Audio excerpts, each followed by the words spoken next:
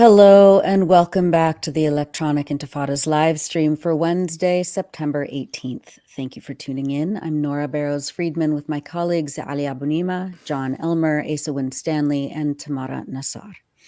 It's day 348 of Israel's genocide in Gaza. We're happy to be out of YouTube jail, and we're now streaming on Rumble as well as Twitter/X, Facebook, and Instagram. So wherever you're watching us from, thanks for joining us. And Ali, do you want to say a few words about our ongoing brush with censorship? Yeah, we didn't know until a couple of hours ago whether we'd be able to be live on YouTube. They were very vague about when our punitive suspension would end. But as people can see, what we've done is to expand the number of platforms we're available on. So people are watching right now on YouTube, but they're also watching live on Twitter, on Facebook, on Twitch, on Rumble, on Instagram. And we are committed to support all those platforms so that if any of them decides to censor us, we will still be available. We're still trying to address this issue with YouTube because we're not out of the woods. They can censor us again. They can, suspend us again. The next time they decide to do it, it will be for 2 weeks. And after that, who knows what they might do. And over the last week, we have thought very carefully about the videos that they have decided to censor. And we can only conclude that this is purely arbitrary and purely political. We've been very careful about abiding by their guidelines. So other alternative media face the same type of censorship on various platforms. It's the world we live in. And sadly, there's more and more calls for this kind of censorship, but we're going to continue to do all we can to be heard and to continue to reach people. And I'll just take this opportunity to say hello to all those who are watching on all the additional platforms, including Rumble and Twitch, which are relatively new for us, as well as Twitter and Facebook and Instagram, which we've been on for much longer. Thanks so much for that, Ali. All right. Well, coming up, we'll talk to members of Palestine Action in the UK about their ongoing campaign to destroy property at arms factories and how they've become a major target of British state repression.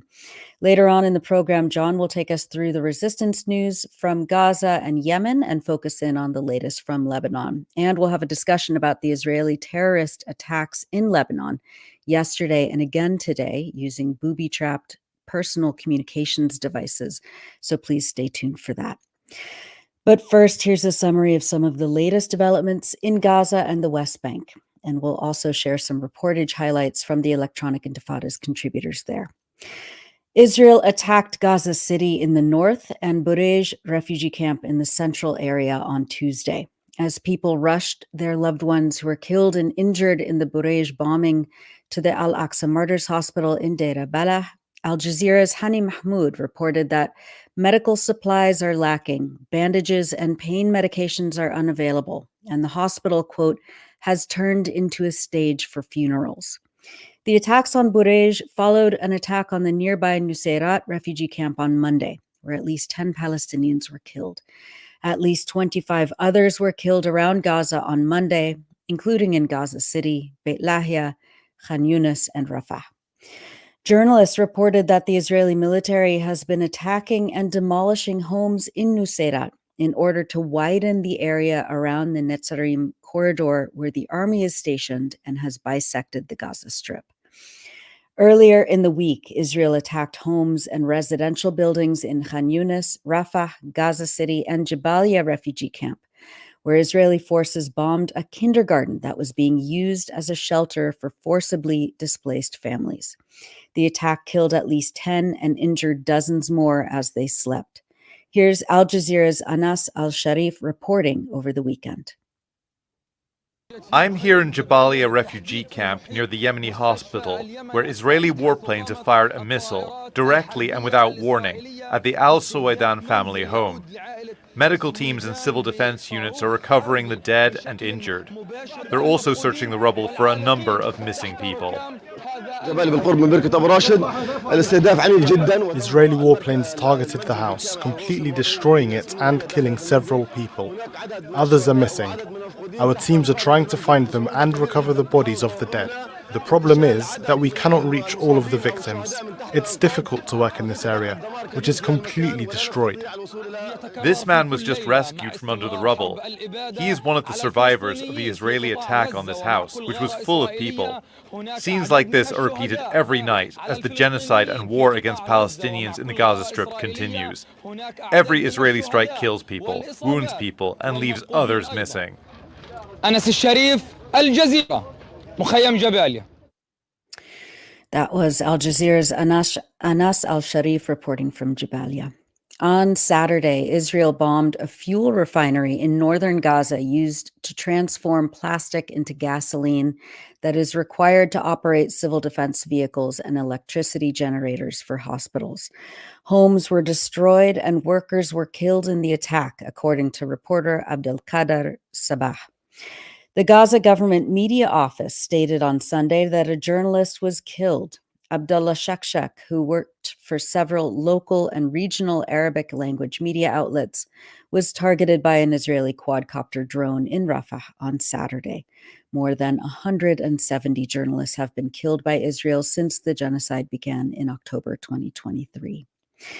The Palestinian Ministry of Health in Gaza has released a 649-page document listing the names, ages, genders, and ID numbers of every Palestinian recorded killed in Israeli attacks in the last 11 and a half months of this genocide. The number of Palestinians killed is estimated to be much higher than the recorded death count of 40,000, since thousands more are missing or buried under the rubble.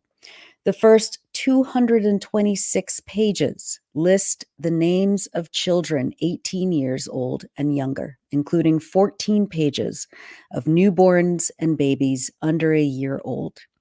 And the last 11 pages list the names of Palestinian elders from the ages of 77 to 101 years old, all older than the State of Israel itself.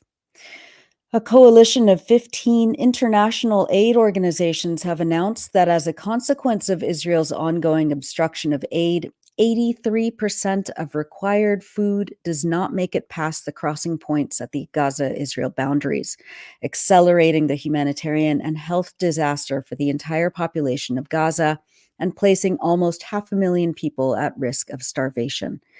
The aid groups add that a record low average of 69 aid trucks per day entered Gaza in August, compared to 500 per working day last year, which was already not enough to meet people's needs. In August, more than 1 million people did not receive any food rations in southern and central Gaza. The United Nations Health Cluster reported this week that this denial of aid into Gaza is also expanding the hygiene and health safety crisis, with Israel denying soap, shampoo, and detergents into Gaza.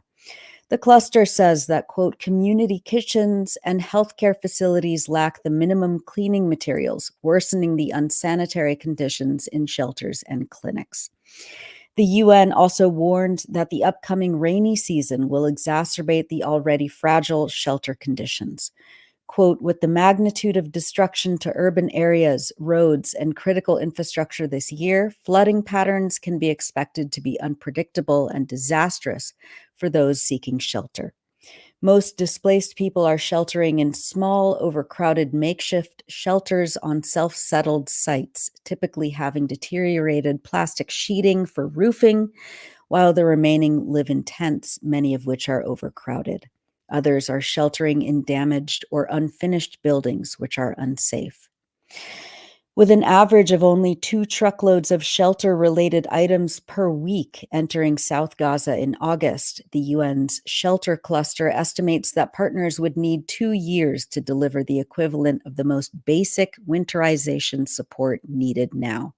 At least 25,000 sealing off kits, or 25 truckloads, need to be delivered per week to South Gaza for people to be supported before more significant rainfall and lower temperatures arrive in November. This week, we're highlighting a feature by our contributor 𝐓𝐡𝐞 𝐄𝐥𝐞𝐜 in Gaza about a 10-year-old girl who was killed earlier this month while she was playing in the street wearing her pink roller skates. She writes, "I reached Hussam Abu Ajwa on his phone. What do you ask a man who has lost a child? What does a bereaved father say? Abu Ajwa, whose daughter Tala, 10, was killed on September 5th, reached for the words of Mahmoud Darwish, a reply the late poet, while ailing and waiting to die, gave to a reporter's question about how he felt. Bruised feelings and broken thoughts, and some scratched up memories. The doctor says nothing is fatal, just a little loss to the soul." Tala had been playing with her friends when a bomb struck a downstairs apartment in Gaza City, killing her on the spot and adding her name to the list of the nearly 17,000 children Israel has killed in Gaza since October last year. A photograph of Tala under a white shroud wearing her pink roller skates subsequently went viral on social media. Not more than 5 minutes had gone by after Tala left with her pink skates when Abu Ajwa said he heard a loud explosion. "I ran quickly from the 3rd floor to the street," he said. Abu Ajwa found Tala's body face down, covered in rubble and dust, only her roller skates visible. He picked up her battered body and rushed to a hospital. It was too late. The medical staff could not save Tala's life. Tala aspired to be a dentist, her father said. The day before she was killed, Abu Ajwa said, a bomb struck near their building and sent Tala running to the safety of his arms. "I am sad because over the last year, my daughter had to experience so much fear and so many things children shouldn't know, like starvation and displacement," Abu Ajwa said. And then she was killed while skating, trying to make herself happy.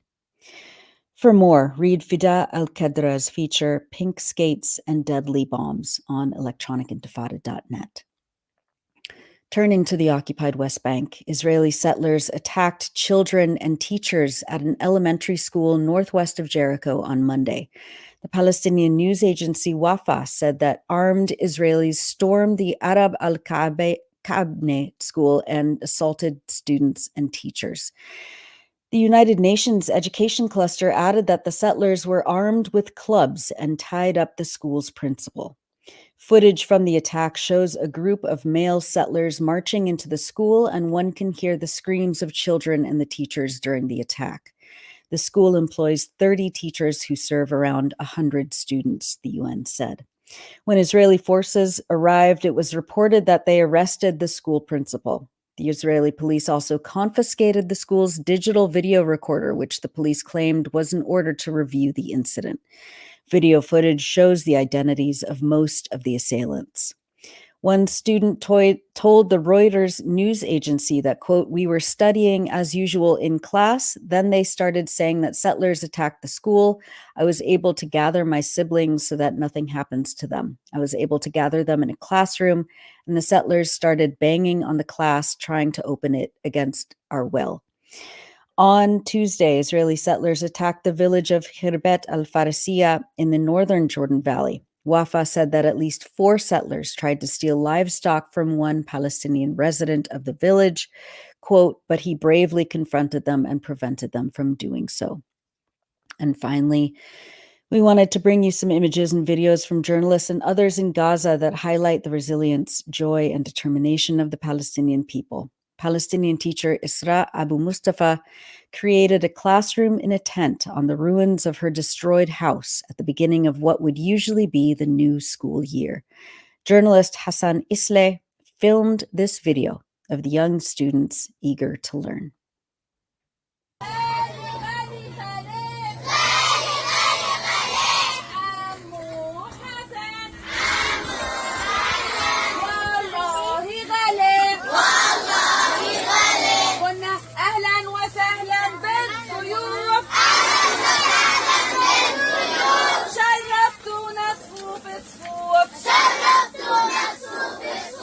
مرحب باللي زارونا، مرحب باللي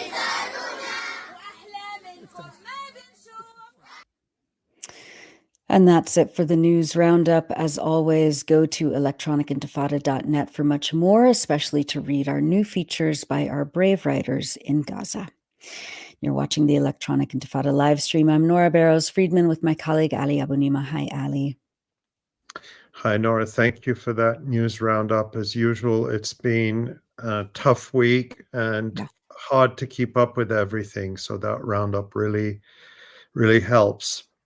Thanks. Yeah. And, and we're trying to keep up with the news as it's happening right now. So just a headline that just came up now, Lebanon has raised the death toll from today's attack to 9 with over 300 injured. And that's on top of the thousands injured and 12 killed yesterday. So we don't know what may happen the next hour, let alone tomorrow. After John's report, we'll be discussing what we know and what we don't yet, and try to analyze as best we can how this is going to go for the people of the region. So stay tuned for that. Ali, why don't you introduce our first guest?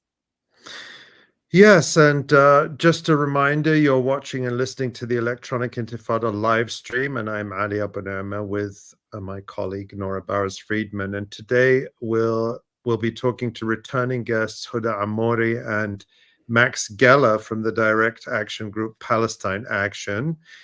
They are continuing their campaigns against Elbit Systems, the largest private Israeli arms manufacturer, which has factories and facilities across the UK, actually in many countries, but we'll be talking about the UK, including sites that design and are involved in manufacturing deadly drones that are being used in the genocide in Gaza right now, like Elbit's Hermes 450 drone. As well as murdering Palestinians on October 7th, these drones, it should be noted, have even been used to bomb many Israelis who were captured by Palestinian fighters. And that's an important detail, often forgotten amid all the false claims about Palestinian atrocities that day. Now, there's been a long and storied history in the UK of nonviolent resistance to the arms trade. But Palestine Action has really been the first group to campaign against a company like Elbit in a sustained campaign of direct action over many years. And it's been able to do so because of growing support it's received, including from local communities, which often had no idea of the presence of, say, an Israeli drones part factory in their neighborhood. It's also significant that on several occasions, British juries have refused to convict Palestine Action members for damaging property, and they've accepted the arguments that such actions are legally justifiable because they aim to prevent far greater harm in the form of Israel's war crimes and genocide. Palestine Action has seen significant victories, and last time Huda was on the live stream, which was in March, she told us that Palestine Action had managed to shut down 2 Elbit facilities in the UK, its factory in Oldham and its headquarters in London. And they also pressured 4 other companies which were providing services to Elbit to withdraw those services. So it's no doubt due to their persistence and effectiveness that Palestine Action is a primary target of the British government's growing repression of the Palestine Solidarity Movement. And right now, several of their activists are currently being held as political prisoners in British jails, including co-founder Richard Barnard, who is facing so-called terrorism charges. And many other activists have had their homes ransacked by police. So let's go to Huda and Max and welcome them back to the program. Hi, Huda and Max. So good to see you again. Thank you. Thank you. Okay. We're going to try and do this. We're going to hope that the sound is okay. If not, we're gonna do our best to adapt. But let's get right into it, Huda. We'll talk more about the repression that you're facing, but first, update us on how the campaign is going. What are the significant developments or victories you've seen since you last spoke to us in March? Yeah, so last time we shut down 2 Elbit facilities in this country, and recently we permanently closed down another one of Elbit weapons factories in Staffordshire. It was a factory that was producing parts for Israeli tanks. And after sustained direct action against the site, the profits had reduced by 75% because of their increased security costs. And eventually they had to sell the site to a new company who have distanced themselves from doing anything to do with the military or anything to do with Israel and Elbit. And now the factory is making parts for public transport. So quite a transformation from making parts for Israeli tanks to parts for public transport. We've also had other companies since cut ties with Elbit Systems and major divestments from places like Scotiabank, who have more than halved their investment in Elbit Systems, who are the largest foreign shareholder in the company. So we continue to see huge victories, but also every single action we have is a victory against Elbit Systems. Every time we manage to shut them down, break into their facility, expose vulnerabilities, and we're able to stop them being able to manufacture these weapons, which they market as battle tested on the Palestinian people. And the actions have not stopped. If anything, they have intensified. Can you give us an update on Richard Barnard's hearing that Ali mentioned happened earlier today? Tell us what he's facing and what happened at the hearing. Yes, so just to clarify, Richard isn't in prison. He's released on bail. And today he had his first hearing for new charges. These are 3 different charges for 2 speeches that he made in October last year. 1 count of Section 12, 1A under the Terrorism Act, which is inviting support for a prescribed organization, Hamas, and 2 counts for encouraging criminal damage, as they say, against Israeli weapons factories under Section 44 of the Serious Crime Act. What's interesting about this is that or disturbing, I should say, is that the Section 44 offences, we were both charged with that, and we went to trial at the end of last year. And they said, because we encourage direct action against Elbit Systems, that we should go to trial on those charges. We defeated those charges. We were unanimously acquitted by a jury, and now they are retrialing him on exactly the same charge for calling for direct action once again. So it's very vindictive. But this time they're adding the terrorism element in a bid to really try and persecute Richard, but by doing so to send a message to the movement, to try and intimidate us into stopping our movement, which is not going to work. But he has now been referred to the Old Bailey, the Central Criminal Court in London, and so he'll have another hearing on October 4th.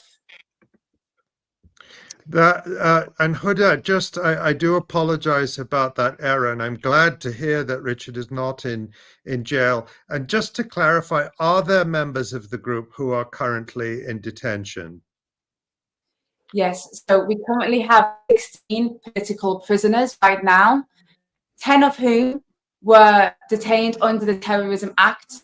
They were actually held in military confinement for a week, interrogated repeatedly, not given adequate amounts of food, before they were charged with non-terror offences and remanded to prison. So remand means being held in prison before trial. That happened after 6 of them had broken into Elbit's new research facility in Bilton, Bristol.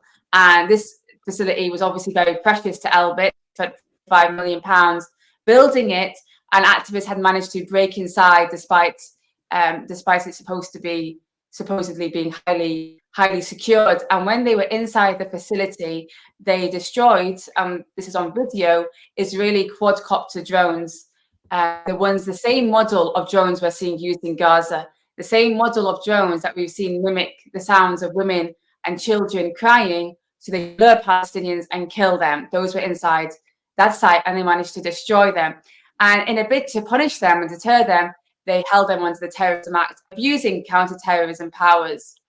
We have another one, Francesca, who published a letter on Electronic Intifada. He's being held as well in Wakefield, who took action against Barclays and also against an American weapons factory. And we also have 5 who've been sentenced in Scotland for taking action against a weapons factory in Glasgow. That is, of course, people putting themselves at great personal risk to do this work. Max, we've just heard from Huda that she and Richard were acquitted by a jury on very serious charges. Of course, that doesn't mean that the British state is going to give up. And just a couple of days ago, Palestine Action announced that another jury refused to convict 4 actionists who cost Teledyne's weapons factory over £500,000 in damages. That's probably, I think, around $750,000 by disrupting the production of Israeli missile parts. And this acquittal came even though the judge had sharply restricted the defenses that the accused individuals were allowed to make, and yet the jury still refused to convict them. But I understand they are going to be retried because it was a hung jury. The question I want to ask you, Max, to comment on that, why you think juries are doing this, and talk about, you've been an activist in the Palestine Solidarity Movement for many years in both the US and now the UK. Why did you choose Palestine Action and to get involved in this kind of work when you moved to the UK, knowing the kind of risks that are involved? And what's the significance of how quickly it appears to have won victories that have eluded other kinds of movements who've been working for an arms embargo or an end to the arms trade for years? Yeah, it's a great question, and the news that you're referring to, the Teledyne action that the British state failed to convict on, this is an excellent news story. This is really a beautiful story that we can all celebrate together. They had these 4 activists, the government felt like they had them dead to rights. There was no defenses available to them.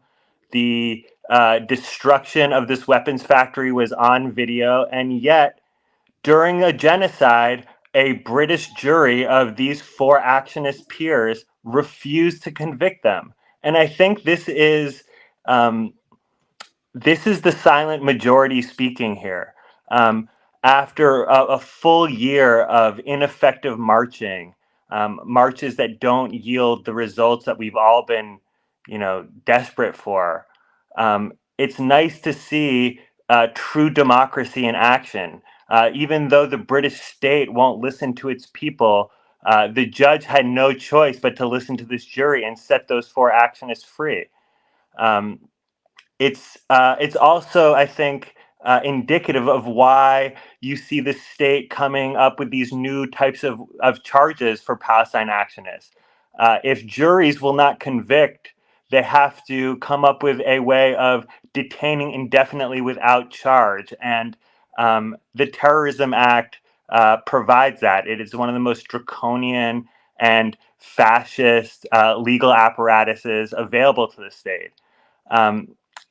These victories that Hoda is discussing are coming, in spite of an extremely repressive new British government. The speech Richard Barnard gave was back in October when there was a different administration in power. That administration, a Tory administration, a conservative government, refused to charge Richard. And but this liberal new government had no problem using the Terrorism Act to try and shut down Palestine Action. It just goes to show, I think, how effective we are, because if we weren't effective, they wouldn't be trying to throw terrorism charges at us. It's in the same way that I don't think YouTube would be censoring your live stream if it weren't such an important platform. I think all of these things are extremely related, and it feels extremely empowering to be part of an organization that is willing to to do what's necessary during a genocide to stop it. I mean, the 16 people who are in jail are truly some of the most noble, beautiful souls I've ever met, and I know a bunch of them. You know, like I've never had this experience, you know, in my years of activism where so many of my friends are in jail right now. It's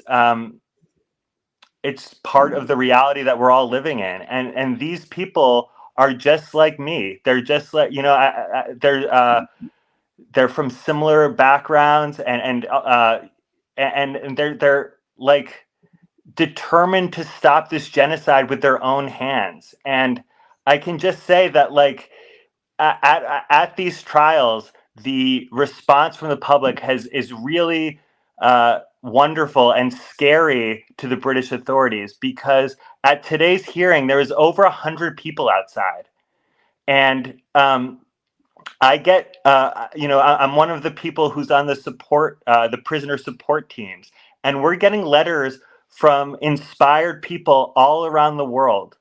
All around the world, people are paying attention to how the British government are treating our brave actionists, and they're saying, "Wait a minute, this doesn't make sense. This isn't consistent with what's going on. There's something really the matter here," and I think it's clarifying for people. And Max, what are you calling on people to do in support of these political prisoners? What are the kinds of things people watching today can do to support them?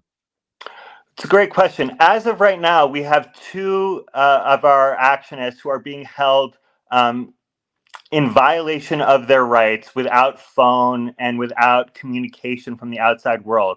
Every single one of their letters has been censored and withheld from them so far. And we're talking about dozens a day.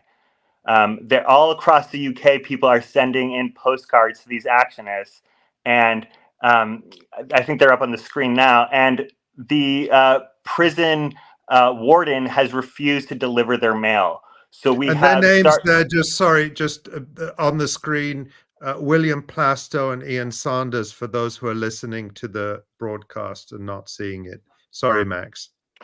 No, not at all. And so we have started a letter writing campaign to the warden demanding that she give William and Ian their mail as consistent with British law. They've also been denied phone calls for no reason. It's just another way of punishing Palestinian activists for the crime of being in solidarity and against the British state.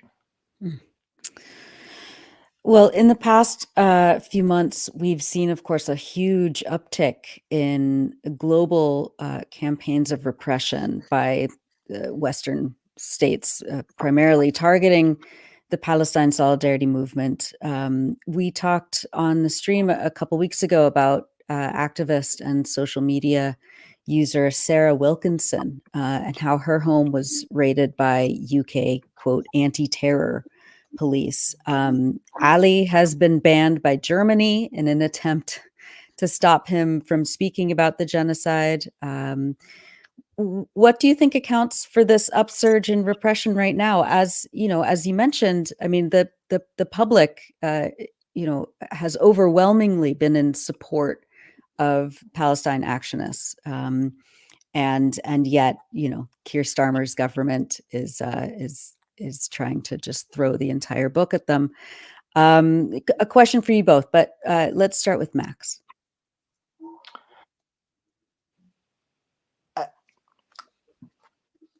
The victories that we're getting are not victories that have been normally associated with the solidarity movement. Victories, and it's not just here in the UK, people who use direct action tactics against Israeli targets win. We had an amazing victory of an Israeli weapons facility in Cambridge, Massachusetts, being forced to shutter its doors 2 weeks ago. This followed a sustained direct action campaign.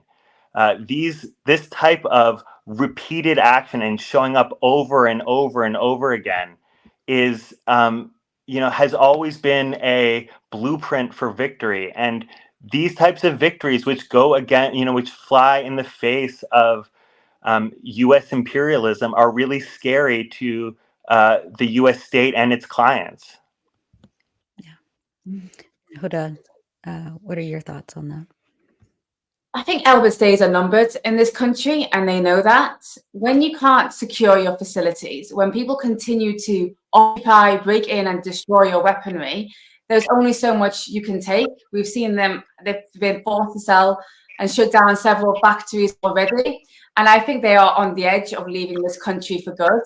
And I think the state is responding to try and protect them. And when you've already imprisoned people, and that hasn't worked, when you take people to court and remove their right to lawful defenses to argue that their crime is unlawfully, to uphold international law, to prevent the greater crime, and that doesn't work to stop people, then terrorism really is the end of the road in terms of tactics that the state can try and use to try and deter people from taking this type of action. So I think actually they've just shown that we are closer than ever before to victory, to getting rid of Elbit systems in this country, and they're desperate to stop us. We know that Elbit have complained about the detrimental impact we are having to their business, and they're showing that through these prosecutions. And I forgot to mention before, but today at Richard's hearing, it was confirmed that Labour's Attorney General was the one, as Max said, it's Labour's government who authorised these charges. We haven't seen people be detained under the Terrorism Act until Labour came into power. And we haven't seen these type of charges be brought against people until Labour's Attorney General consented to Richard being charged under the Terrorism Act. So this government is desperate to protect Elbit systems. But at this point, we're at a unique time in history where they are going to do everything to try and stop us. They will put more people in prison. But when you continue at this point, and when you continue to grow, which we are as a movement, that's when Elbit realized that they have to leave this country. Nothing is going to stop us. Yeah. But you, before you co-founded Palestine Action, you were a campaigns officer at the Palestine Solidarity Campaign, which is a well-known organization in the UK. It organizes large marches. You worked on different kinds of campaigning methods, such as lobbying politicians and institutions. And of course, those are things that people still do and that are in themselves valuable. But what lessons have you learned after being involved in a variety of tactics over the years? And can you talk about where you see different tactics fitting into this movement at this time? Yeah, so my experience at PSC really was a major part of my campaigning life that spurred me on to taking direct action and to starting Palestine Action with other like-minded people. And I think you get to a point when you realize you're trying the same tactics over and over again. And despite the limitations of what you're doing, you're told to just keep doing the same thing over and over again. And there's a lot of respectability politics to play as well when it comes to these politicians. And you're banging yourself against a brick wall constantly and not getting results, or not getting results that match the severity of what Israel is doing to the Palestinian people. And I think it was really those limitations that are set by these kind of bigger organizations that led me to taking direct action against Israel weapons trade. I was just sick and tired of, I'd done lots of research against institutions, their investments in these companies, pointing out the hypocrisy against their own ethical investment policies, lobbying politicians, armed embargo campaign to stop arming Israel, and you're constantly getting the same feedback, the same lack of interest or deliberate lack of interest, because there was a heavy Israel lobby at play, and told to do the same thing. And I just believe that when we have Israeli weapons factories operating on our doorstep, and rather than beg someone to stop killing our brothers and sisters in Palestine, I could just go up there, like many people have done in Palestine Action, and just go shut them down ourselves. And we have done that. And to be honest, it's the most, it's strange to say, but it's liberating. And it's very empowering when you let go of those constraints. We're often told, just ask nicely, be respectable to the politicians, and maybe they'll try and stop killing our brothers and sisters in Palestine. That has not worked. And actually, when you realize that you have power in yourself to go climb on a ladder or break into a factory, and you can literally destroy the site and stop them from operating, then that's what we need to go ahead and do. And so I think direct action is there is a place for everything in this movement, but direct action plays a significant part, and the whole movement needs to be supportive of each other. And that includes, when we're facing repression like we're facing in Palestine Action, what the state tries to do is isolate parts of the movement from other parts. They're trying to say, look, we're using counterterrorism powers against people. They're testing the waters to see how the wider movement reacts. And stand in solidarity with one another and don't allow them to isolate certain parts of our movement. That's when the state fails. And that's when they back down as well, because they realize the amount of support that we have for each other within this movement. And there needs to be a lot more of that for the bigger organizations towards groups like Palestine Action, especially at this point in time. I can just reflect listening to you, Huda. I remember the aftermath of 9/11. I don't like to think about 9/11 very much, but after the September 11, 2001 attacks, there was a great deal of repression in the United States, and the Bush administration went particularly after Palestinian Americans who had absolutely nothing to do with the September 11th attacks.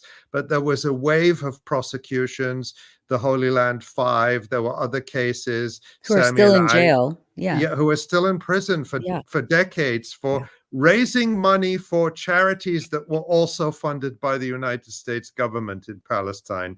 And there was the case of Sami al-Arian and the repression his family went through. There was the case of the late Muhammad Salah and O'Day. Right, and Abdul Halim Ashkar and other cases. And there are others I'm not mentioning. But what I remember about that period was how much fear there was in the community, and how much fear there was even to come forward and support these people who were facing this repression. And the isolation that they felt was certainly helped the government. And I'm not saying that fear was unjustified. It was a real atmosphere of terror. I'm often shocked when I shouldn't be shocked. I hear a lot of Americans, what they call normies, say, oh, I wish we could go back to the spirit after 9/11 where everyone was united. No, it was a period of fear and terror for large communities in the United States. And what the point I want to get to is eventually that fear broke and people started to support each other. And that made an enormous difference in subsequent efforts by the government to isolate people, to subpoena them, raiding homes and so on. People started to come out and support each other. And that defeated, in many cases, those government repression efforts. So just listening to you, I'm reflecting on that experience that we had in the United States after 9/11 and the importance of solidarity, the importance of people showing up when there are trials, showing up in court, showing up outside the court. I mean, Judges, of course, I'm not advocating that anyone should unduly influence a judicial process, but judges are human, juries are human. When they see that there is broad support for someone who's being accused, it makes them think, hang on, what's going on here? This isn't just some sort of common criminal, but there's a bigger story here that is driving a lot of people to care about what's going on here. And I've heard it many times that public support makes an enormous difference. So I'm hearing something similar from you, I think. Go ahead, Yes. Max. Can I just say one thing?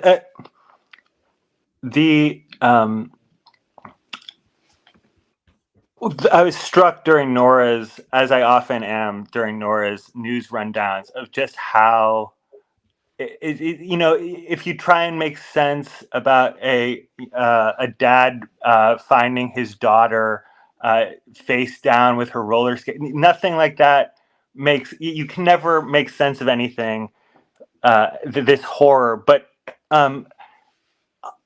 since Palestine Action started, we've had over 500 actions. 500 different direct actions, and it makes sense to people. It makes sense to people who are watching a genocide to take action, take matters into their own hands. It is something that allows us to process what we're seeing. We're seeing something so horrible, so I have to do something that I've never done before. And almost 1,000 different people in the UK have come to the same conclusion. And it's truly inspirational to be a part of. We are doing something that no one has ever done before. The diversity of tactics that we're deploying, whether you are a truck company, a computer company, a cleaning company, if you contract with 𝐓𝐡𝐞, you can expect Palestine Action. It has become extremely difficult for the Israeli war machine to do business in the UK. And this is a model that is repeatable everywhere. And everyone is getting the same images across their phones and their computer screens every morning. And the tactics that we have been deploying are working, and they are not only working, but they are reasonable given what's happening right now. Yeah, I think you said that so well. I mean, the visceral, the physical reaction that many of us around the world have to seeing this genocide being live streamed 24 hours a day for nearly 12 months now, a whole year. And people feel obligated to do something about it, especially when we see the people in power in the UK and here in the US, trying to get us to replace action with just, platitudes and words that resemble some sort of empathy, while still handing over, these MK48, whatever, bunker buster bombs that are obliterating children, sleeping families in their tents on the sea. I mean, it's just, it makes you feel like you're going crazy. And so to be able to channel that into action, I mean, obviously that's incredibly powerful for people. And for those who can't put their bodies on the line like that, what are some ways, what are some other, diversity of tactics you mentioned? What are some ways that people can be involved in groups like Palestine Action without smashing up weapons factories directly? But there were many. Go on, Ali.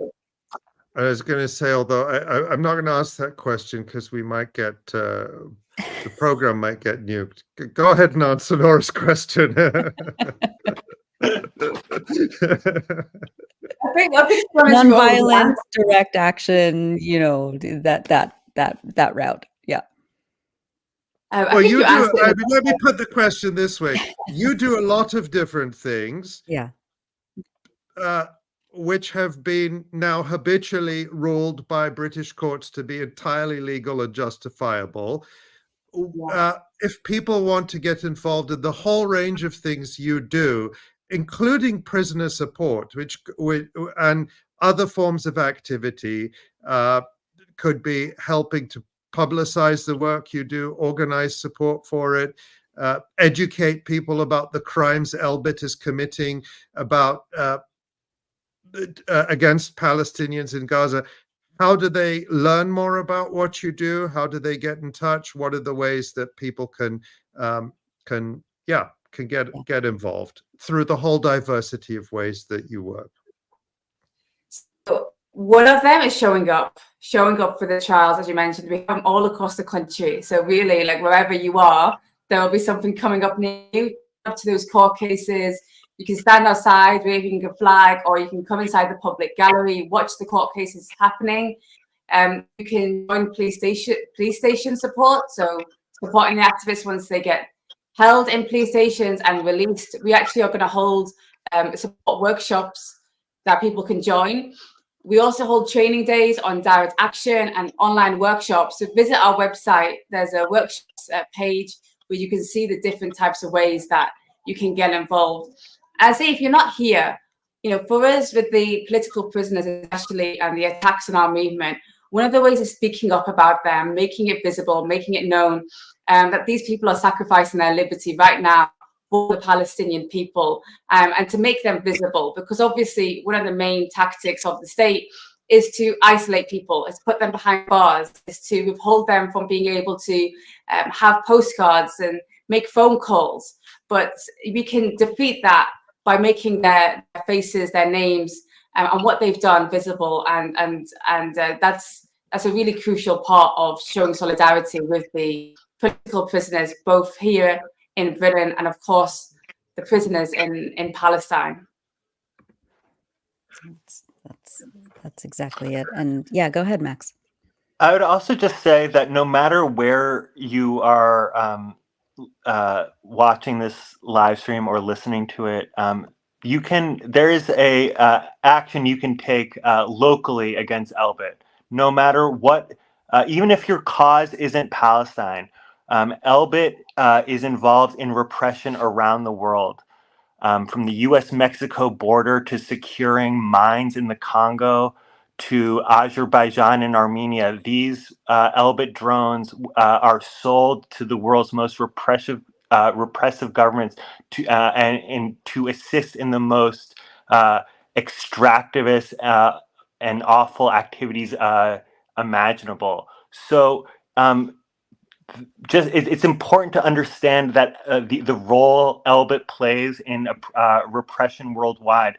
I mean, one of the things Ali led off by saying is how local communities respond.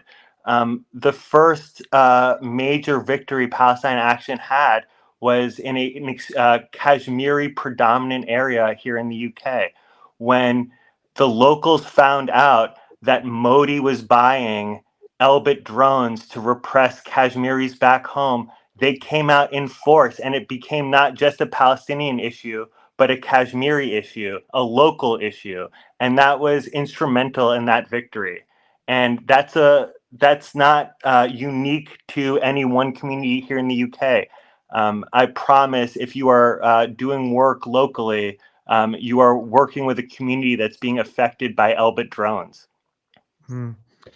Well, Huda and Max, it has been fantastic to hear everything that's going on, and you are clearly posing a serious challenge to the British state and its involvement in this genocide of the Palestinian people. And last week, of course, we had Matt Kennard on from Declassified UK, who talked about how, although Britain is a relatively small, insignificant country, it plays an outsized role in this genocide. And you are there challenging that role on the ground. So we thank you for giving us all this information. And of course, we remind people that they can find out more at palestineaction.org or by following you on social media. And there's lots of ways they can get involved. And we hope you'll come back again and give us another update soon. Thank you. Yes. Thank you very much. Thank Thank you. you So so good to much. see both of you. Thanks for all you do. And you're watching and listening to the Electronic Intifada live stream. I'm Nora Barrows-Friedman with my colleague Ali Abonima. And we're going to go to the resistance report with John, and then we'll come back and discuss again what has been happening the last 24 hours in Lebanon due to Israeli terrorism attacks on people in Lebanon. But yeah, let's bring John on. And hey, John. Hi, guys. Good interview. Yeah. Crazy day. Yeah. Kidding. We're going to do our best to cover it all, so stick with us. Great. All right, we'll take it away. Okay, so we're going to start in the Gaza Strip. Even though you might think we would start in Lebanon, we're just going to go in the same order that we normally do. And in the discussion, we'll dig into some of the theories about what's going on in Lebanon. But we're going to start in Gaza, in southern Gaza. There's your full map of the Gaza Strip. Again, you see the two key corridors, the 𝐓𝐡𝐞 corridor, and in the south, the Philadelphia corridor. And if we get the zoom in map of Rafah, you can see where multiple operations have taken place just in the last 36 hours. I don't have the video in time for you on the show today. We'll have to dig into that next week, but the reports came in late last night that 4 Israeli soldiers were killed and 4 others seriously wounded, including 2 officers, and the commander was one of the ones killed from the Shaked battalion, which the IDF calls the elite battalion of the Givati Brigade, who are currently with the 162nd Division fighting in Rafah. They said that the 𝐶assam brigades have been destroyed in Rafah, the same claim we've heard all over Gaza. And then as soon as the Israelis re-invade areas, we see that the brigades are not dismantled, they're not destroyed. And this is the same case with Rafah. In the last few days, the commander of the 162nd Division said, we've destroyed 𝐶assam in Rafah. He said that we have dealt with the tunnels. He said he dealt with 203 tunnels along the Philadelphia corridor. But interestingly, he admitted that there was only 9 cross-border tunnels that they found, and all 9 of those tunnels had been previously sealed by Egypt, by 𝐶assam. They were collapsed.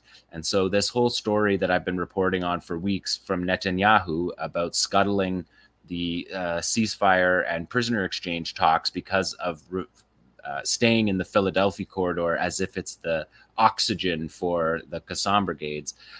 Again, just another Israeli claim that doesn't match the evidence, even their own evidence that they provided. And there was another attack this morning in Tel Sultan, where we saw a D9 bulldozer get hit by a Yassin. The Israeli military said 1 was seriously wounded. And then just before we came on air, 𝐶assam dropped a video showing them hitting the D9 yesterday and then burning it today. 24 hours later, it was still abandoned. So 𝐶assam captured the D9 bulldozer and then burned it today. And like I said, I will bring you those on the show next week. The main things from this past week to say is that the field reports have been down on both sides. The Israeli field reports are almost exclusively, as Nora pointed out, attacking hospitals. Attacking shelters, school shelters. Hospitals was the previous stage. They're now attacking the shelters, the schools, in a systematic way, more than 75 times since the beginning of July. And they're open about it. In their field reports, they treat it like as if it was a heroic military mission, that they bombed from a distance shelters in the 10% of the Gaza Strip that remains for the civilian population. And so Israel has been bragging about that. And as Nora said, the report came out from the Gaza Ministry of Health, listing the names and ages of everybody that they have recorded that's been killed since October 7th. And just a note, they recorded 710 babies under the age of 1, so 0 years old. More babies have been killed by Israel than the most generous definition of civilians inside Israel on October 7th. What we'll find out once we get through these numbers of October 7th is that it's going to end up being more than double the number of babies than civilians killed in Israel during the raid on October 7th. So the genocide is not a battle of proportionality, but those statistics about the children are disgusting and something that we should never, ever forget. So let's look at number 1 here. This is Saraya Al-Quds. We have here, again, the fighters right up close to this Israeli tank. And we have these fighters moving through the streets saying, "Here come the sons of Saraya." And we have 2 units here with 2 RPG-7s with 85 millimeter warheads. These are not tandem charge warheads. So we're going to watch these fighters here fire 2 in the same spot to try to make this weapon more effective than it is against the up armor of the Israeli armored vehicles that have surpassed the penetration levels of this weapon. So you can see, again, point blank. It's not the best spot to shoot from right at the front. You can see the tank's shape at the front is built for protection at the front. When we see the fighters with the Yassins, they're often going for the back corners or the sides or the turret gaps. So that head-on shot. But then you can see the fighters say, "Launch the second one." So this is like the RPG-7 version of a double tap. And it's interesting to see them use it in a 1-2 punch like this to make a weapon that wouldn't otherwise be effective from that position. Gives it a chance to be a little bit more effective. And as I said, there was 1 soldier wounded in a tank. It's possible that it was this tank. We don't have all the videos from this week. They may come out a little bit later. This Saraya Al-Quds video that gives you the long version of them running down through the alley and getting away is from a couple of days ago. It took a couple of days for Saraya Al-Quds to put out that video. But again, you can just see the proximity these fighters have after they've been told that they don't exist anymore. These guys got told they don't exist. And then over the last it's like less than 72 hours since the Israeli commander said they don't exist anymore, that they're out here blowing up their special forces units. That's what we've seen all along. And the question isn't how many operations are the Qassam brigades carrying out and Saraya Al-Quds carrying out at this point in this week. We understand they're settling into a battle of attrition. A little later on, I'll mention a letter from Yahya Sinwar that addresses that directly, that this is a battle of attrition. And if once they saw the stage go into this battle of attrition, there's no need to chase the Israeli army along the Philadelphia corridor endlessly. If they move into the city, they get hit. The previous show last week, I was saying that they had moved into the corridor and they weren't into the city.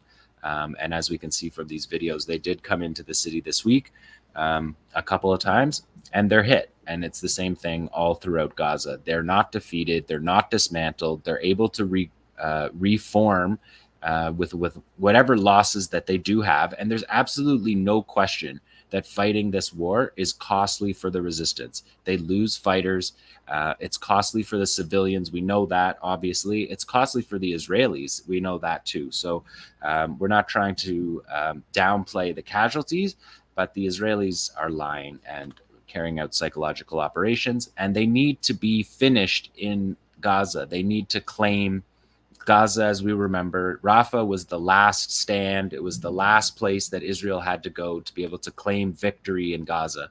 And so they have to tell us, they have to say to us, to their audience, to their domestic audience, that we achieved this goal.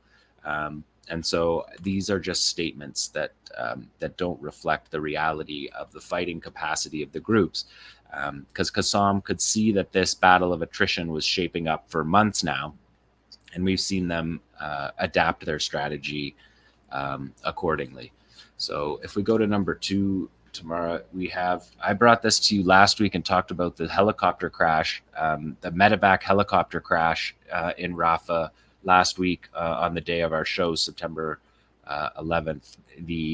There was some question whether the resistance had shot down the first medevac helicopter, which we know they have not been doing throughout this war. Well, over the course of the week, I just wanted to update you on the story that and we can look at the next one too tomorrow. That was a graphic version of it. This is the drone footage of it. But what we're seeing here is the medevac helicopter crashing on the berm that we've also been covering throughout this war. The way the D9 armored bulldozers create those berms around the Israeli positions to protect from Yasin fire, to protect from sniper fire. And they've redone the landscape anywhere they are. They set up these massive berms. So the resistance didn't shoot down this helicopter, but the resistance operations is the reason why the helicopter crashed. It crashed on the berm. 2 Air Force soldiers were killed. 8 were wounded, including the soldier that they were going to rescue. And the soldier they were going to rescue was hit by RPG fire by the people that their commander said didn't exist in Rafah anymore. So again, we get proof of these operations. So there's the helicopter operation. The resistance didn't shoot it down, but the resistance is the reason it crashed. So let's look at number 4 here, because Al-Aqsa captured Israeli mortars. These are Israeli mortars, and they're showing them off here in another return to sender, a genre that I try to bring to you every week because it's an important part of this war. This fighter saying, "A message to the cowardly enemy leadership. These are your goods after your soldiers fled from the fight, from the might of our fighters, shells, and our artillery. We in Al-Aqsa Central Battalion, we're looking out for you." And then here he's loading mortars that were supposed to be fired at Palestinian civilians. He's loading them up and sending them back to fire them at the Netzarim corridor. This shot is at the Netzarim corridor. But like I said, only a handful of operations this week in Gaza. So we'll keep our eyes on that going forward to see how the battle of attrition shapes up. Because if Israel's going to withdraw into the corridors, into defensive positions behind the berms, I think you're going to see a lower number of operations, but you may end up seeing more qualitative operations in that time. Israel doesn't look in any position, especially when we look at what happened in Lebanon today, doesn't look to be in any position to be negotiating for the only way to end this war. Hezbollah said the only way the war in the north is going to end is with a ceasefire in Gaza. Ansar Allah said the only way their attacks on shipping in the Red Sea are going to end is if the blockade of Gaza ends. And these groups have been clear about this from the beginning. And the resistance is ready to fight that battle of attrition. And they have been saying that for a long time. Abu Ubaidah said it months ago, as far back as May, that he understood that this was a long battle. And I've brought you quotes from the Israelis since the new year that have said that the Israelis plan on staying in Gaza for multiple years because they haven't achieved their objectives. They haven't destroyed the Hamas government. They haven't destroyed the Hamas fighters. They haven't dismantled, for all their efforts, haven't dismantled the hospital system. It's still the Gaza government in charge of the hospitals. It's still Hamas government in charge of civil defense. It's still Hamas security. It's still the Qassam brigades. And it's still the 10 other fighting forces in Gaza that are still carrying on.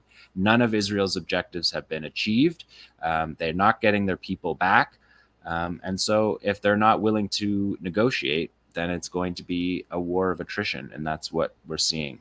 And let's just take one quick look here at the West Bank because the video was released from the horror of the camps battle. This is in Jenin. This is a Wolf armored vehicle that carries 8 to 12 soldiers in the back, getting hit by a pretty serious roadside bomb there. IEDs that that's the reason what you're seeing there is why they say they go in and dig up all of the roads in Jenin and Tulkarm And there's fighting in Jenin today. This is from the Battle of the Horror of the Camps from 10 days or so ago. But there's fighting in Jenin today. There's fighting in Balata, in the camp outside Nablus. There's fighting in Nablus city. There's fighting in Tulkarm and Nur Shams and on the road between Tulkarm and Nur Shams. So the West Bank is still experiencing the escalating operation by the Israelis that wasn't over 10 days ago when they pulled out of Jenin. They said they were going to come back. So just wanted to bring you that video from the battle, the Horror of the Camps battle. So we're going to go to Lebanon now, and I just want to begin by giving the rough overview of what happened yesterday at 3:30 p.m. on Tuesday local time in Lebanon. In the middle of the day, after school kids get out of school, after jobs are finished, after people are in grocery stores, and it's the busiest time on the streets, simultaneously, thousands, as many as 3,000 or more pagers associated with Hezbollah and their bureaucrats and their broad social network. It wasn't a target that was aimed directly at fighters. You see lots of footage of these going off in supermarkets, on the bus, on the street, in people's houses. 2 children were killed, 2,800 wounded, 300 critically wounded, 2 healthcare workers killed in the hospital because their pagers went off in the hospital. And so essentially what we're looking at here is, and it was meant to hurt and wound and kill people, because people reported that the messages went off and they went into their pocket to fetch the message and bring it up to face level to look at the number, and it blew up. They have lots of lost eyes, lots of lost hands. And again, this is not aimed at the military cadre. We've seen all over the 3 main places all kinds of civilian bureaucrats within the Hezbollah, the government. They're in parliament. They have a massive social apparatus. They have a sporting and health apparatus. And so this targeting is something that the West is bragging about, and the journalists in Israel are bragging about, because it is obviously a significant security breach for Hezbollah. It appears to be a supply chain attack, intercepting the devices at some point in the supply chain and planting explosives in it. Explosives can be like a PETN explosive, could just be a couple of grams.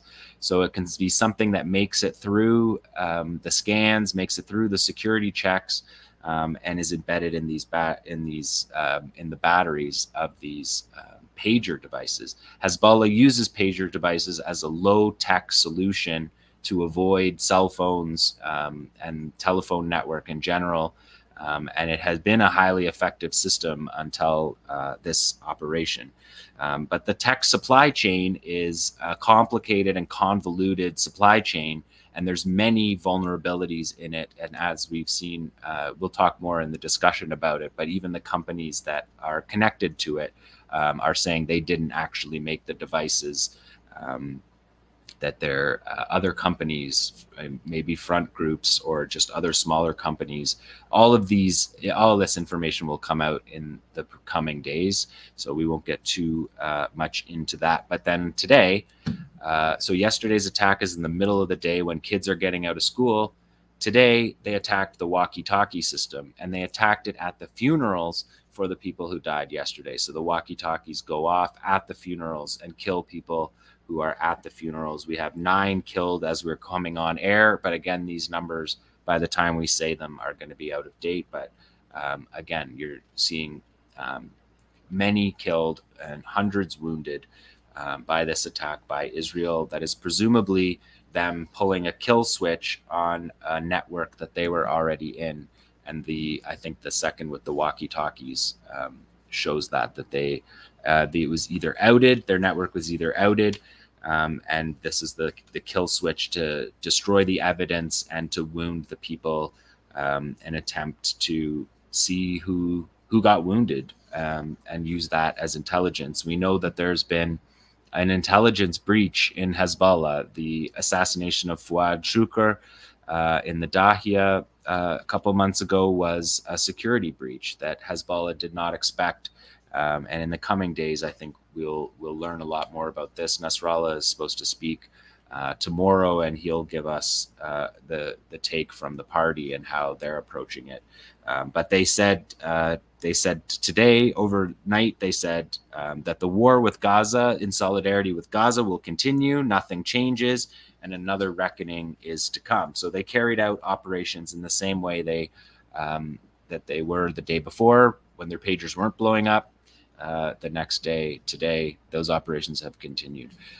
So we're going to look at those operations, and then we'll go to the discussion after and talk about it. If we look at map X, you can see this is the map of the border. I mean, there's no border. Israel doesn't have borders. There's an armistice line between Lebanon and Israel, and you can see the blue attacks are Israeli attacks, and the orange ones are Hezbollah attacks. So you can see that they're pretty much evenly distributed from the western edge of the Galilee across the upper Galilee, the Galilee Panhandle, and then over into the occupied Golan Heights, which was hit last night after the pager event happened. And Defense Minister Yoav Gallant, he said that security can only be restored in the north with a military operation. They've been saying this for a while. Israel, Netanyahu put together a rubber stamp cabinet, war cabinet, after the previous war cabinet resigned. And his war cabinet rubber stamped that the northern communities going home, the 200,000 people that are out, plus more than 200,000 people that are out of the 40 settlements along the north are now part of the war goals. Netanyahu has been saying that for a couple of months now, that he's added moving people back into their communities as part of the Gaza war goal. But as we know, the Gaza war ends only in a negotiation. And it doesn't look like Israel is in a position to do that. And just to note that the 98th Division of the Israeli military is the one that I've been talking about for the last 6 months, because they're the division that's been raiding throughout Gaza. They raided Shifa Hospital the second time and created the mass grave. They raided Shujaiya. They raided the southern Jabalia refugee camp. They raided Khan Yunis the second time. And they were planning to come back to Gaza to raid in Gaza. They were pulled yesterday up to the northern border. So that raider unit that has urban warfare training from the last 6, 9 months, 12 months, because they've been in the battle since the beginning. They're sending what you could call their most experienced fighters up to the northern border.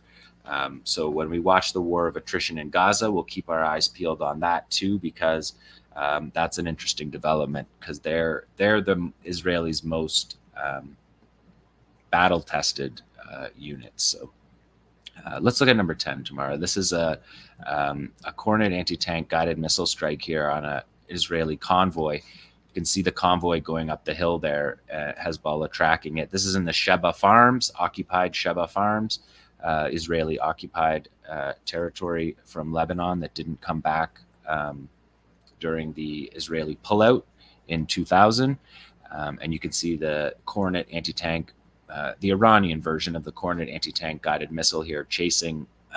The field report on Saturday, this attack's from Saturday, it identified that as a Merkava. I'm not sure that it's a Merkava. It's difficult to see at the time of day and the distance that this is shot at. These Kornet anti-tank guided missiles, they can travel between 5 to 7, and they're better ones up to 10 kilometers. So it's difficult to get camera work, and that's the difference between these videos and the videos we see from Gaza, of course, where you get the intimate, like we just saw from 𝐓𝐡𝐞 𝐄𝐥𝐞𝐿, where they're basically spitting distance from the tank. These are long distance operations that Hezbollah is carrying out, and this is one of 800 anti-tank guided missile strikes that they've carried out since October 8th in support of Gaza. If we look at number 11, this is the first time we've seen this rare use of the Mailutka. We saw this system. This is a wire-guided anti-tank missile system. We saw it used in Gaza. Islamic Jihad has one. 𝐓𝐡𝐞 𝐄𝐥𝐞𝐿 has one.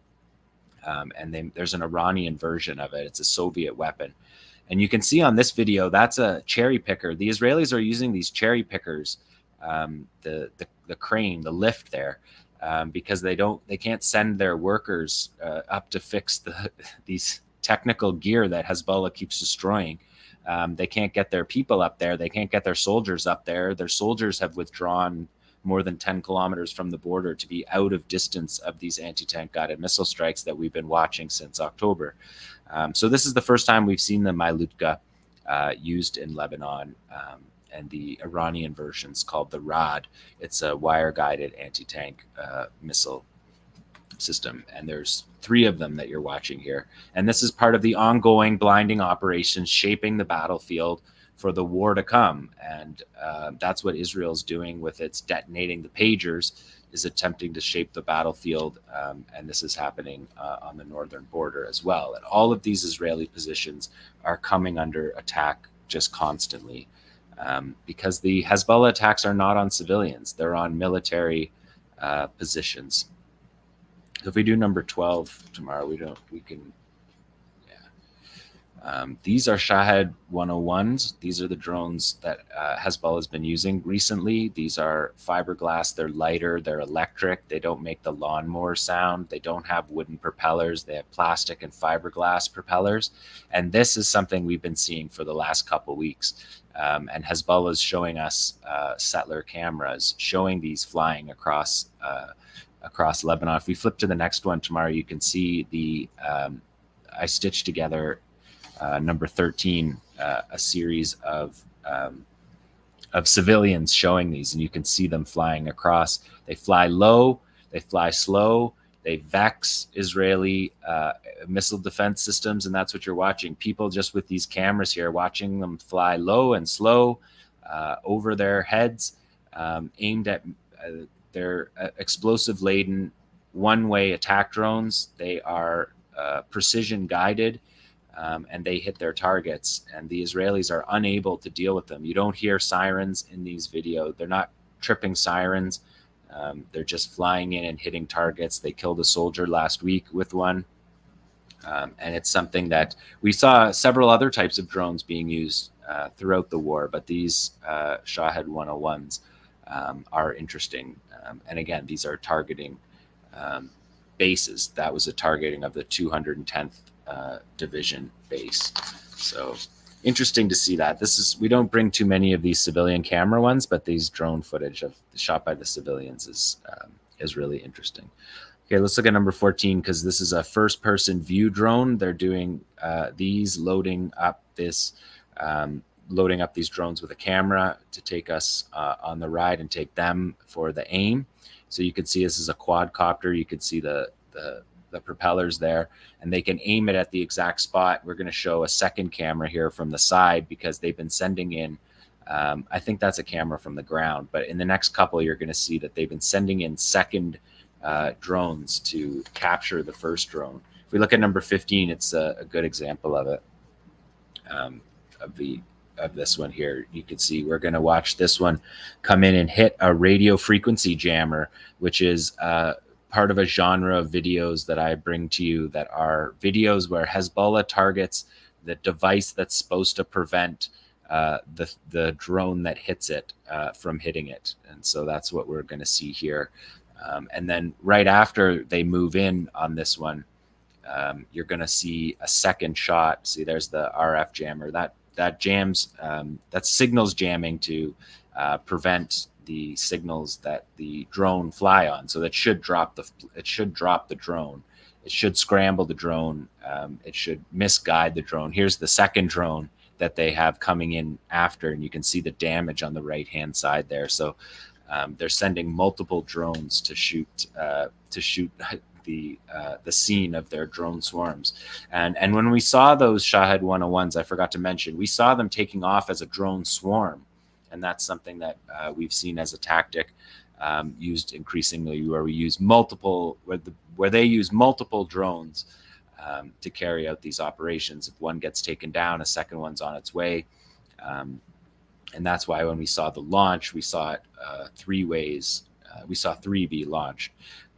And so these drone operations, where was the number? It's 215 drone operations, not drones, operations. Not so if it's a drone swarm, that counts as one operation for Hezbollah, and they count their rockets the same way. There's been more than 1,000 rocket attacks, and the number of rockets is something like 10,000 just since January, which is what we're going to look at next after this. After we see this side view, you can see it burning there in the right-hand corner. The drone giving us footage. So they're sending a camera crew along, and then that drone itself becomes an attack drone. It turns around and goes back, and it's also explosive laden, and it attacks. So these attacks have been escalating. We can do number 16. They've been escalating on the north. Hezbollah has been escalating gradually. Here we're seeing buried launchers. I've shown you a bunch of Katyusha launchers that were truck mounted, but here we're seeing a much safer version and something that they have many of, which is these buried launchers. It's much safer for the launch crew that you just saw there using the launch controller. It's much safer for him. There's no metal truck to be seen to be picked up by drone footage or whatever. And we saw that these rocket bursts was 8x4, the way the Katyusha launchers, multiple launch rocket systems, 8 across, 4 down, so they can launch 32 in one barrage. And the Israeli military said there was 150 rockets fired on Sunday. And just to put that into perspective, as I said, there you can see the 32 again, and this is a buried launcher. So it's a lot safer for the operator, and it's a lot more likely that you're going to conceal it after you launch and not get it hit. These are also targeting military bases. This is an attack on the first one was attack on the Philion base, which is an emergency warehouse of the 210th Division. It maintains, it's a maintenance and logistics center, and it's located 15 kilometers from the border. So they're moving back, but these are targeting bases. Hezbollah has killed less than 10 Israeli civilians. The Majd al-Shams incident, we'll leave out because it's unconclusive what happened at that event. And that is not something that Hezbollah would target, but it was something that Israel took advantage of to make a story of it. But even the 12 that died there more than doubled the number of civilians killed. And so you can see this is civilian footage of the Iron Dome trying to deal with that 32 rocket barrage on this base. And the numbers have gone up. There's a good shot of them taking off the buried launcher. The numbers have gone up. August was 1,300 rockets fired, more than 50 a day, according to Shabak, Israel's internal security service, and more than 8,000 rockets in 2024, which is more than double the July war, which was sort of the rocket war standard. And it's a significant number of rockets. But when Israel, if Israel's pushing for an open war by setting off these pagers and carrying out mass attacks on civilians and killing civilians all over Lebanon, it's not in the south, it's not in the south of the Litani.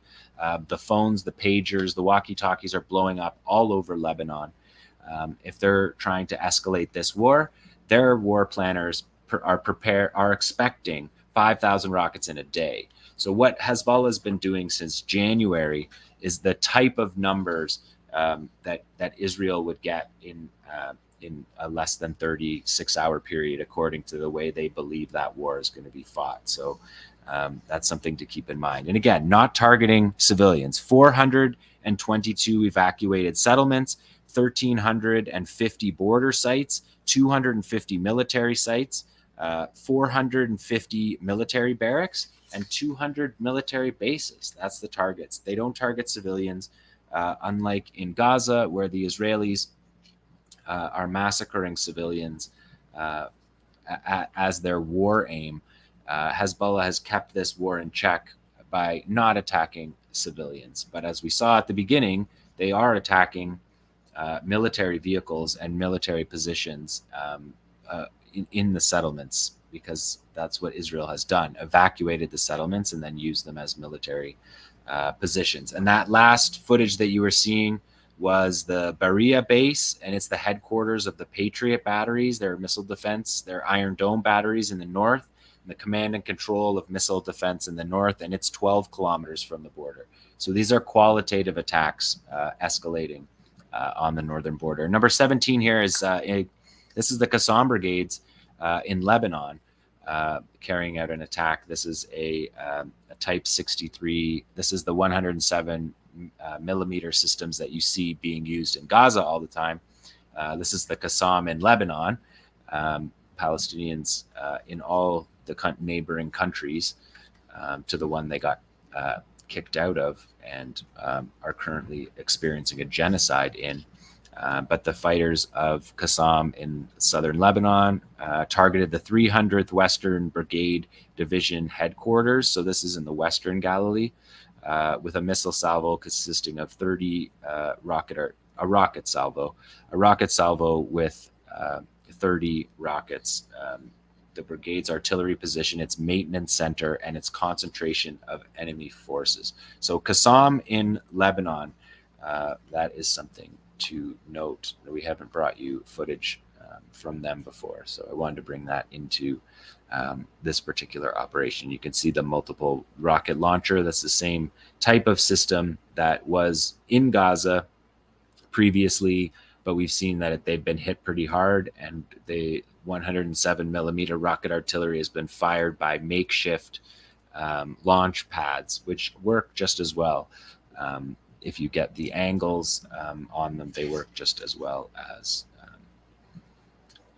these metal casings. So that's Qassam in Lebanon. And now one more for you here from Lebanon. This is a really weird story that probably would have just fallen through the cracks, but Hezbollah stepped up and gave us the second half of the story. So on Sunday morning, Sunday late morning, leaflets were dropped. If we show 18A here, these leaflets were dropped by the Israeli military over Lebanon, over the village of Al-Wazani in Lebanon, in the Galilee Panhandle, at the node between the Galilee Panhandle and the Upper Galilee, showing a grid map. This is the genocide grid map from Gaza. There has been no evacuation notices in Lebanon. Israel hasn't done that.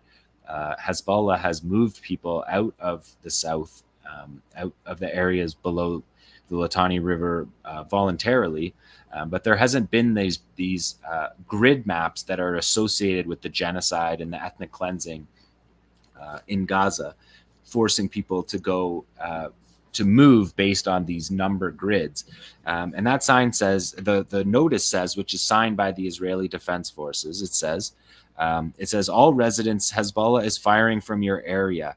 You must leave your homes and move north by 4 p.m. and not return to this area until the war is over. All who are present in the area after 4 p.m. will be considered terrorists and you'll be slaughtered. That's the diplomatic language from this. And obviously, when these landed, people in Lebanon took a picture of them. And it wasn't clear at the time on Sunday what the scope of this was. If it was an Israeli operation, what the scope of it was. We've never, like I said, we have no examples of these evacuation order leaflets being dropped on Lebanon. But this is a tool that has been used repeatedly in Gaza. We've watched it for these 11 months in its brutality. This is the way that it's done. So the Israeli media started to comment on these stories and forced the IDF to comment. And the IDF said that they would investigate. And now if we look at number 18 here, on Monday, Hezbollah released a video of these guys here picking up these leaflets and loading them onto their quadcopter, not military, their quadcopter drone. So you can see that's the leaflets. And so what we're seeing here, we didn't understand the scope of it until Hezbollah showed us this. But this is the unit with the commander. We blurred them out. Great job by Tamara, because we can't show their faces on YouTube. So we don't. But you can see that they're just putting their faces right into the camera, exposing exactly who they are and who is doing this. You can see them loading up the essentially the servo motor on the drone that acts essentially like a grenade launcher is taking these leaflets. And so this is the first time we saw the scope of this operation that this rogue commander is carrying out. And look what it is. It's flying over a group of 20 farmers who are farming their land. And it's presumably a petty commander who's mad that Israelis are all, 200,000, at least 200,000 Israelis are evacuated from 40 plus settlements, according to the National Emergency Management Agency in Israel. So this is just a single drone dropping these flyers over these people working in their garden, working in their fields. And Hezbollah shot it down, took the film, released the film, and showed us this, and just showed the rot in the command and control system of the IDF that we've seen carrying out the crimes all over Gaza. And this was just a checkmate move by Hezbollah to capture the drone, show the video, show the commanders who are carrying out those operations. Because essentially what he's doing, that commander is doing a localized genocide, a localized ethnic cleansing. He's taking the Gaza war paradigm, disgusting paradigm, and bringing it and trying to apply it himself in his unit to get to terrify those farmers that he's been watching them farm their fields, and they're defended by Radwan units in the area, and they just got petty. That we've seen the Israelis do petty things on the north. We saw them a few months ago, if people remember, when there was fires in northern Israel. The Israeli soldiers were firing tray buckets of fire over the border to try to start fires, and throwing like fired paper out of the catapult over the border. So just that story would have probably slipped through the news because of everything that's happened since then. But recording that for history is, I think, a really important thing. So I'm glad we did that, and thanks to Tamara for doing that blurring. It's a hassle, but it's very worth keeping that video online. So that is Lebanon. And I have just one more thing here to show you. Yemen. On Sunday, this was what happened according to the Israeli Defense Forces and the air raid sirens. These are air raid sirens going off in the area of Tel Aviv and Jaffa, and Ben Gurion Airport was shut down. 2.5 million Israelis ran to shelters. 5 of them tripped and fell and were hurt, running to shelters because they were running from, let's show it next. The next is 20 tomorrow. Let's show 20. This is what we saw is the launch of the Palestine 2 ballistic missile that Ansar Allah, the Yemeni Armed Forces Missile Division, showed with a nice touch with a kafia on the top. This is a missile that traveled 12,000 kilometers an hour, which is averaged Mach 9. It traveled 2,000 kilometers in 11 minutes. It sent 2.3 million people to shelter, and it defeated Israel's. The reason why I showed that map of the sirens is because that's where the missile made it to. The missile didn't get shot down in the Red Sea by American destroyers, cruise missile destroyers, guided missile destroyers that are all over the Red Sea and the Eastern Mediterranean to knock these down, these missiles down, these types of missiles down that are fired from Iran as well. That's why all those warships are in the area, to knock these down. They didn't get it.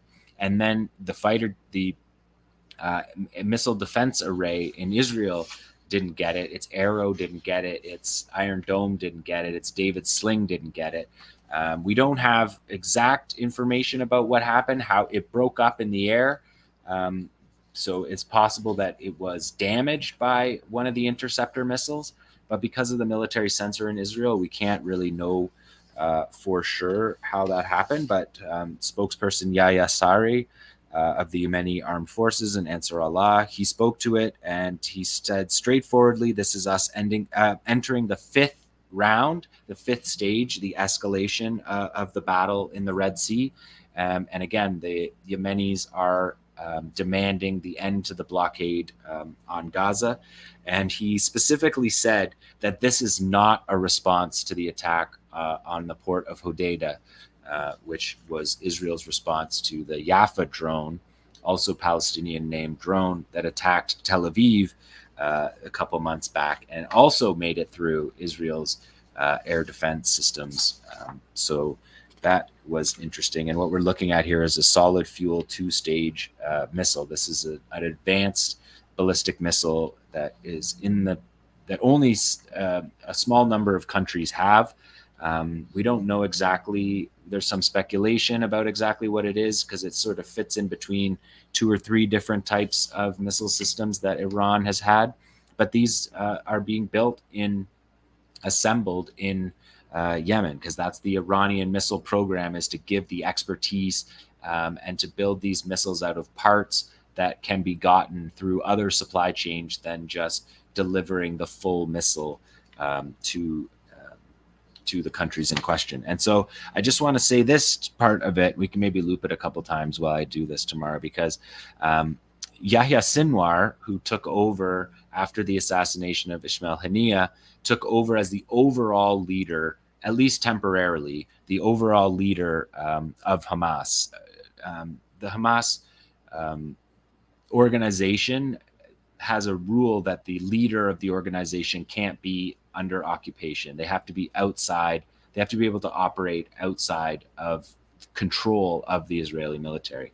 But the response to the 𝐄𝐞𝐜 assassination was, instead of putting somebody in the position, they unanimously voted to put Yahya Sinwar as the head of the overall head of Hamas. So he's the head of Hamas in Gaza, and now he's the head of the overall Hamas movement. And so what this has done is it's given this opportunity that we hadn't seen before during the war, where Yahya Sinwar is speaking and writing letters to his allies, and we're hearing from him. And this operation was Sunday. This Ansar Allah Yemeni Armed Forces ballistic missile operation was Sunday. And on Monday, Abdul Malik Badruddin al-Houthi gets a letter from Yahya Sinwar saying, "I'm pleased to write this message to you on the occasion of the Prophet's birthday while we are together engaged in the blessed Al-Aqsa flood battle. The Al-Aqsa flood battle has dealt a significant blow to the Zionist project in the region as a whole." I won't read the whole letter. It's long. You can find it online. "Your exceptional operation," he's talking about the missile operation. So he's responding to something within hours and getting the message to al-Houthi immediately. So the hiding in the tunnel, not communicating with people, is just obviously not relevant. "Your exceptional operation sent a message to the enemy, signaling that the containment and neutralization plans they have failed, and that the support fronts are becoming more effective and impactful." And then he said, "The Al-Qassam brigades successfully executed the October 7th offensive with unmatched expertise and have been engaging in a defensive battle throughout this year, exhausting and deeply wounding the enemy. I assure you that the resistance is well, and what the enemy announces is mere lies and psychological warfare about dismantling Qassam. It's lies and psychological warfare. We have prepared ourselves for a prolonged war of attrition that will break the enemy's political will, just as Al-Aqsa flood broke its military will. The combined efforts of our forces and yours, and with the brothers in the Lebanese resistance," so everything we've shown on the show today, "coming together, will defeat this enemy and bring about its downfall." So that's a message that we heard from Yahya Sinwar. An interesting development if he's going to be speaking regularly. I'm not sure operational security wise. I think it's a bit of a dangerous move, but it's definitely in terms of the value of psychological operations, it's significant. So the Houthis, Ansar Allah, the Yemeni armed forces, escalating with a ballistic missile attack that hit inside Israel, that hit near the airport, that shut down the airport and can be done again, presumably. Okay, so impressive achievement by the Yemeni armed forces. And one last one here, number 22, Yemeni armed forces doing what they do best, which is it 22 or 23? Yeah, perfect. Thank you. Destroying MQ-9 Reaper drones by the U.S. Air Force and destroying them and sending them into pieces. The $30 million drones. This is the third drone that Ansar Allah and the Yemeni Armed Forces Missile Division claimed this week alone. 3 MQ-9 Reaper drones, $30 million plus a piece, shot down. We've talked about what they're shot down with. We believe they're being shot down with item 358. It's a jet-powered loitering munition that could take down helicopters. So it's an effective weapon that has been used to drop these Reapers out of the sky. This is the 10th U.S. Air Force Reaper down by the Yemenis since the Battle of the Red Sea began, and at least the 13th Reaper down by the Yemenis since 2017. All but one confirmed, either by the Pentagon or by video. And then that total, we're talking about $500 million of scrapped drones done by Ansar Allah and the Yemeni armed forces. So those support fronts for Gaza had a good week. And that is the resistance report for this week, day 348 of the genocide. We are now going to bring the group on, and we're going to discuss this pager event in Lebanon and what we can make of it and what we should see in the future about it. Yeah. Thank you so much for that, John. So much happened in a week. Feels like incredible. A decade, but yeah. I think maybe we should kick off with just a few of the news updates that have come through while we've been on air. First of all, the Israeli Prime Minister Benjamin Netanyahu released a short video, according to the Associated Press, after the latest round of explosions in Lebanon. He said, "I have already said we will return the residents to the north safely to their homes, and that is exactly what we will do." Lebanon's health ministry, as I said at the beginning, says that at least 9 people were killed and 300 injured by the second wave of device explosions that occurred today, of course, after the pagers exploded yesterday. Israel's army chief says Israel has drawn up plans for additional actions against Hezbollah and is ready to strike. Quote, "We have many capabilities that we have not yet activated," Lieutenant General 𝐓𝐡𝐞 𝐄𝐥𝐞𝐿 said after approving new operational plans at Israel's Northern Command on Wednesday.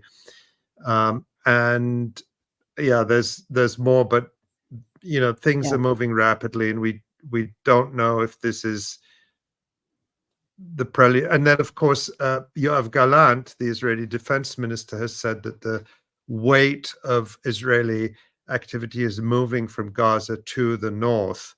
That doesn't necessarily mean things are going to get any better for people in Gaza. Israel is still maintaining the genocidal siege and starvation. But I think of notable interest is that that over the last few days in Israel, there were reports that Yoav Gallant was going to be replaced by Gideon Sa'ar, another Likud politician. And what's so interesting is you'll recall that a couple of weeks ago, we were talking about how Yoav Gallant was opposed to a broader operation on the northern front in Lebanon, saying, Israel basically couldn't do it. The moment had passed. And once threatened with being fired by Netanyahu, all of a sudden Yoav Gallant is singing the tune of "Let's go to war with Lebanon," basically. Right. And reiterating the war goal. Now, Gallant and now Netanyahu have echoed each other, saying that one of their major war goals is getting their settlers out of the hotels in Tel Aviv and getting them back to the northern cities and towns, which sounds like a fever dream at this point. But this is Israel's this is kind of par for the course for their completely sociopathic war strategies based on, of course, terrorism and psychological ops and genocide. I mean, how, yesterday when we were all getting news that Israel had started these terror attacks of simultaneously blowing up people's pagers, Craig 𝐄𝐥𝐿, who's been on this program a few times, he's the former UN official, he said that this is the opening of a dangerous new chapter in global terrorism and likely provoking a wider war in the region. And then today, as we mentioned, a new wave of these exploding communications devices happened a couple hours ago, walkie-talkies. What does this mean? What do these terrorist attacks by Israel on people of Lebanon mean for this wider expanding war, mean for these war plans of resettling the north of occupied historic Palestine? What can we say? Well, we can say that that Hezbollah is going to switch it up. Fundamentally, they're going to reevaluate all of their security systems, which would set them up in a better position for the war than having found this out now, which I think leads to the suspicion that Hezbollah had outed this network and that Israel was just playing its last card to both destroy the devices, to destroy evidence, but also to get their last play their last card, where you blow off the hands of a bunch of bureaucrats, or you get to see who goes into the hospitals, to see who Hezbollah is, to see who's carrying these in their backpacks, because they didn't know who the 3,000 pagers were going to go to ahead of time, right? Hezbollah distributed these pagers after Israel embedded these explosives into these devices. So they get some intelligence from that, and it opens up a lot of questions, right? Like the assassination of Fouad Shukr happened in a place that I think really surprised Hezbollah. And I think that you'd have to ask the question of how long has this breach been in place? And if we remember, it's just anecdotal at this point, but we'll remember that Fouad Shukr was assassinated because he got a page to go up to a floor in the building that he was in, and he went up to that floor and he was hit on that floor with the missile. That's just an anecdotal piece of information from that, but that stuck out in my head as soon as we heard about this, because the first question, I think, is how long has this been going on, right? How did they do it? And I think we have some answers to those questions. I think you guys have some answers to it, but I think in reality, to use an explosive like PETN, which was used in like the shoe bomber, it's very difficult to detect. It's highly explosive, many-fold more explosive than RDX and TNT, and you only need a small amount of it, a very small amount of it, to do serious damage. And so that would allow it to be, to the question, how did it get through Hezbollah security? They must have taken them all apart and looked at them. And you would have seen anything like plastic explosives or anything like that, you would have identified them. Or if it weighed more ounces than you expected. But when you use this fine powder, I think Hezbollah just got caught on this one. And so it was, what we know, we don't know obviously, but it's most likely that this was done in a supply chain sort of transaction somewhere along the way before it got into Lebanon. Yeah. And there's been a lot of reporting on that over the last 24 hours, and different companies named in different countries, in Hungary and Taiwan, and they've come out and denied it. And, which they would, but on the other hand, they might be telling the truth. This was clearly, it has to be said, this was clearly a major security breach and an achievement for Israeli intelligence. it's a tactical achievement. Strategically, though, it doesn't change very much.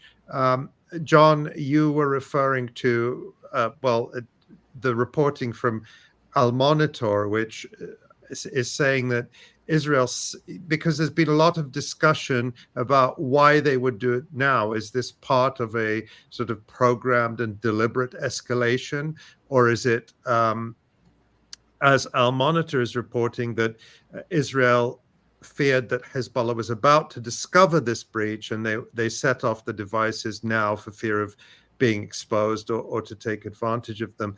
And I think one thing I thought about, even though we don't know all the answers, I mean, if you go back, there are all these books written over the last few decades about the Mossad and the Israeli intelligence, some of them written by sort of insiders or people close to the Mossad, and you can't always tell what's myth and what's real and what's sort of aggrandizement. But the Mossad has a long history, and this is really not in dispute, of setting up front companies and front organizations around the world to achieve its goals. And that these companies may operate as, in a sense, legitimate businesses, trading and doing business until they're needed to carry out some kind of sophisticated operation. So that just gives us some context. Whether something like that happened here, we don't know all the answers yet. The tech supply chain is extremely complicated, more so than other supply chains. There's a lot of chance for vulnerability in that system. And as we've seen with the evidence that's come out, the initial company said, oh, we don't actually make them. This other company makes them. And the other company said, we license it to this other company. And that's part of the supply chain. And as we know, going back to Edward Snowden, this technology supply chain attacks on these kind of devices, our technology devices, have been a decades-long program to have them be in the manufacturing process, not inserted, but to have them built, ready-made, and then sealed into the computer that they're shipping off. Not screwing it open and putting something in. They're embedding them in the process, and that has been something that the NSA has been doing. And this is something that Tamara, I'm going to drop this tweet in the chat if we can put it up. That is from Mohammad Marandi, the Iranian analyst who we've had on the program a couple of times, and he says in this tweet. He says, do not purchase electronic goods produced in the US, Canada, UK, EU, Australia, Taiwan, New Zealand, Japan, or Korea. Do not purchase Western brands that are produced anywhere in the world. They can be weaponized against you and your families. Now, I don't know how practical that is for a lot of us because, we don't have necessarily have a lot of choices, but that is certainly a sentiment that will resonate in a lot of the world, particularly outside the West, where I think people are going to become much more mistrustful of, Western or Western branded technology. It's such a gross operation to see there when they're just in a shopping mall, just shopping. The children everywhere. I mean, take a look.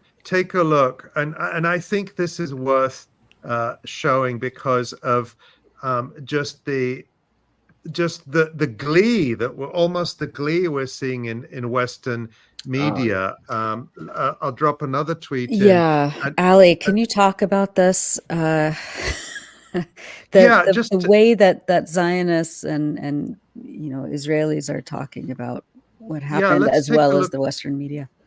Yeah, let's take a look at this tweet from this is from actually a journalist at Declassified UK, John McAvoy. Of course, we had Matt Kennard from Declassified UK on last week, and this is just a clip of the reporting. I'm not sure which publication, but presumably some mainstream publication. And like the New York Times.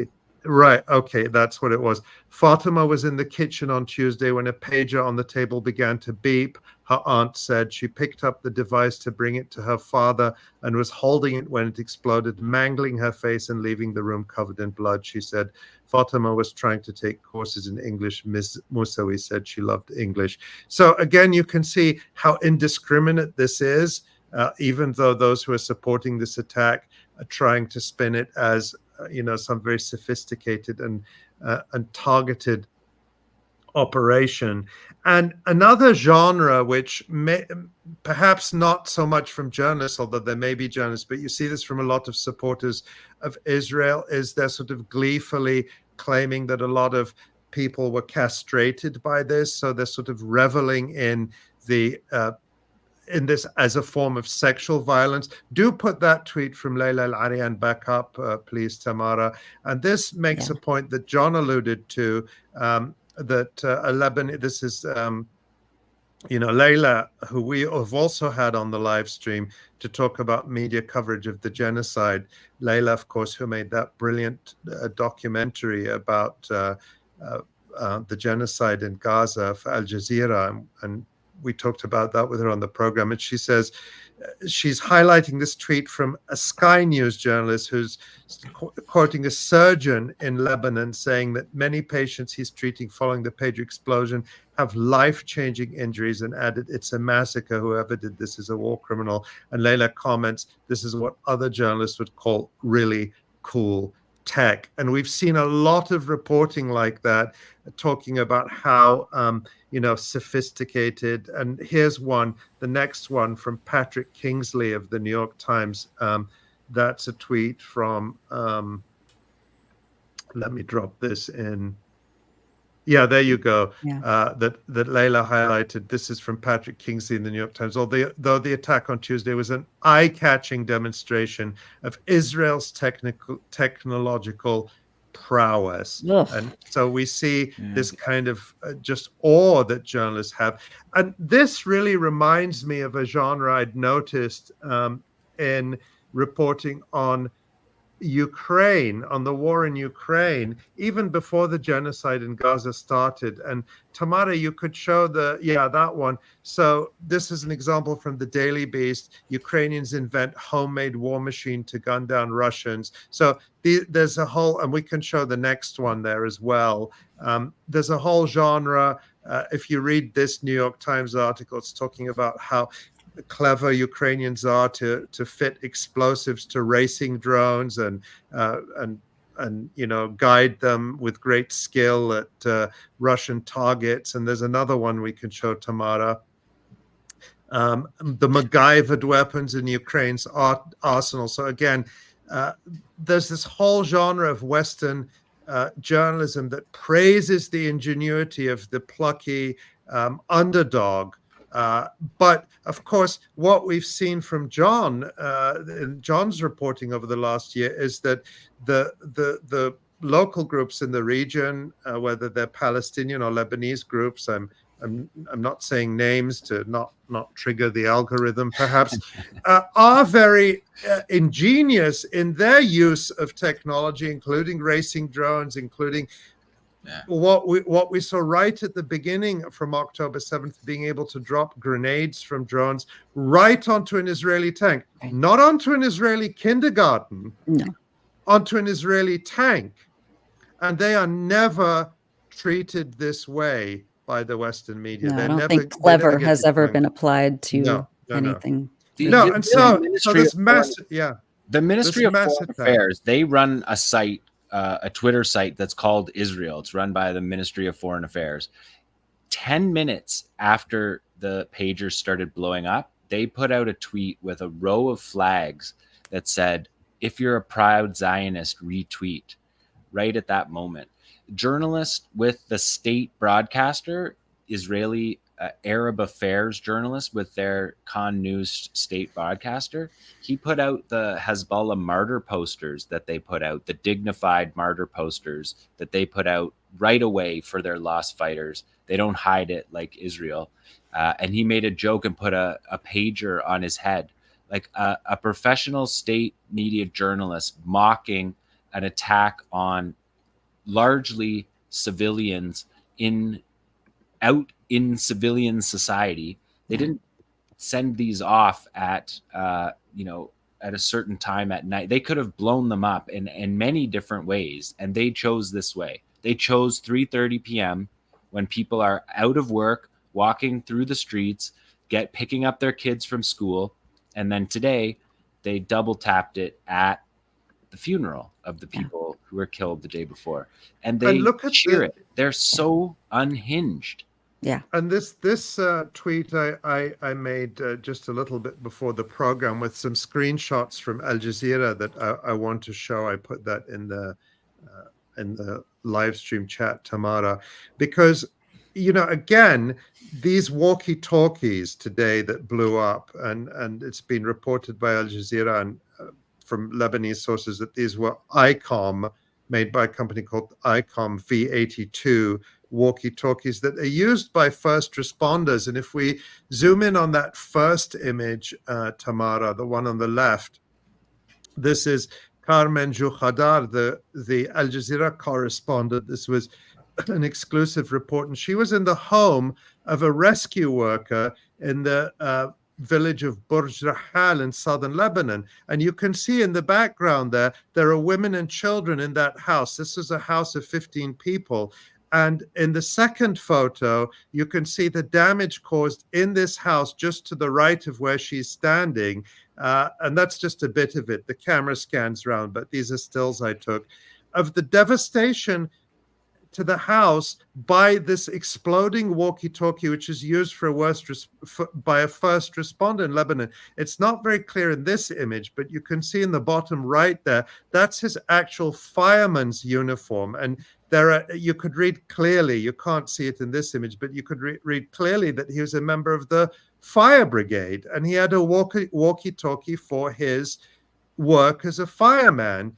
And they blew up the walkie-talkie in his house, full of women and children, full of civilians. That's what happened today. So it's important to know this when you're reading these Western media reports that are effectively praising this as a pinpoint operation targeting Hezbollah. This was an indiscriminate attack that certainly hit a lot of people associated with Hezbollah, but it hit and put at risk a lot of civilians who had no idea what danger they were carrying around with them or exposed to. Yeah, I mean, they and I think Rania Khalek, our colleague and contributor to the Electronic Intifada, has said that Israel turned people into bombs. I mean, in any other definition, this would be called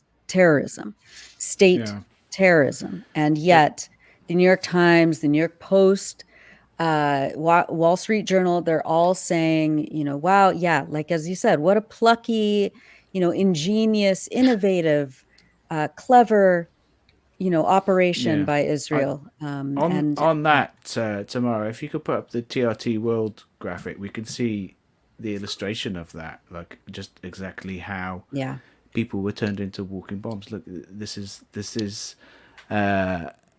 are the pages that are said to have been exploded everywhere, and you can just see the impact that it would make on people.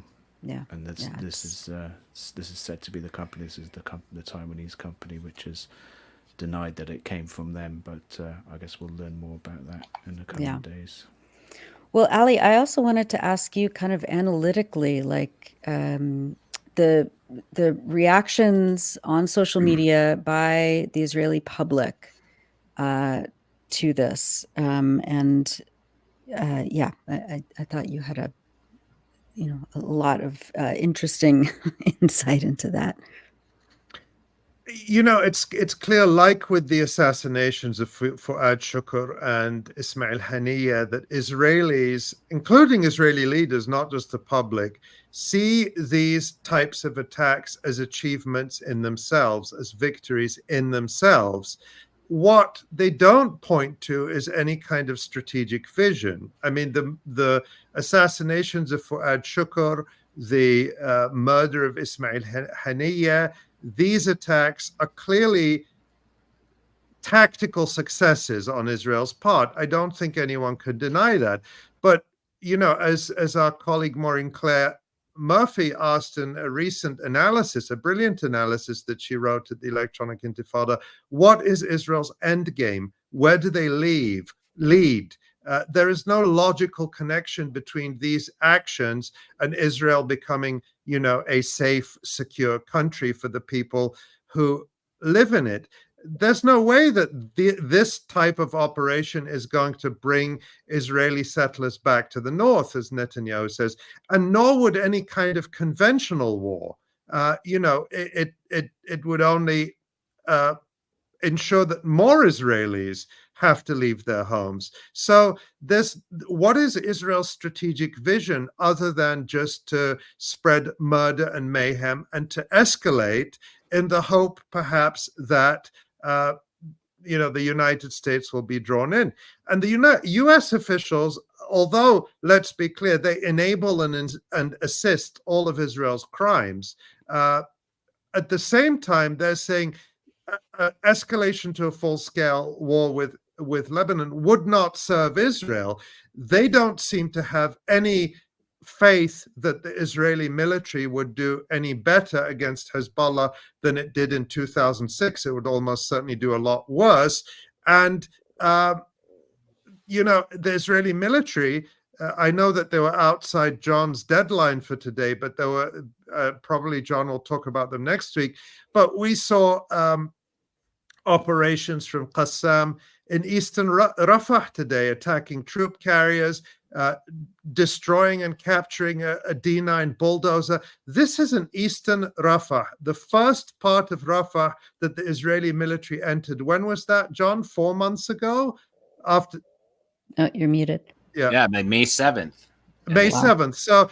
So it's now, June, July, August, September. It's almost 5 months ago, and the Israeli army cannot secure the eastern outskirts of Rafah.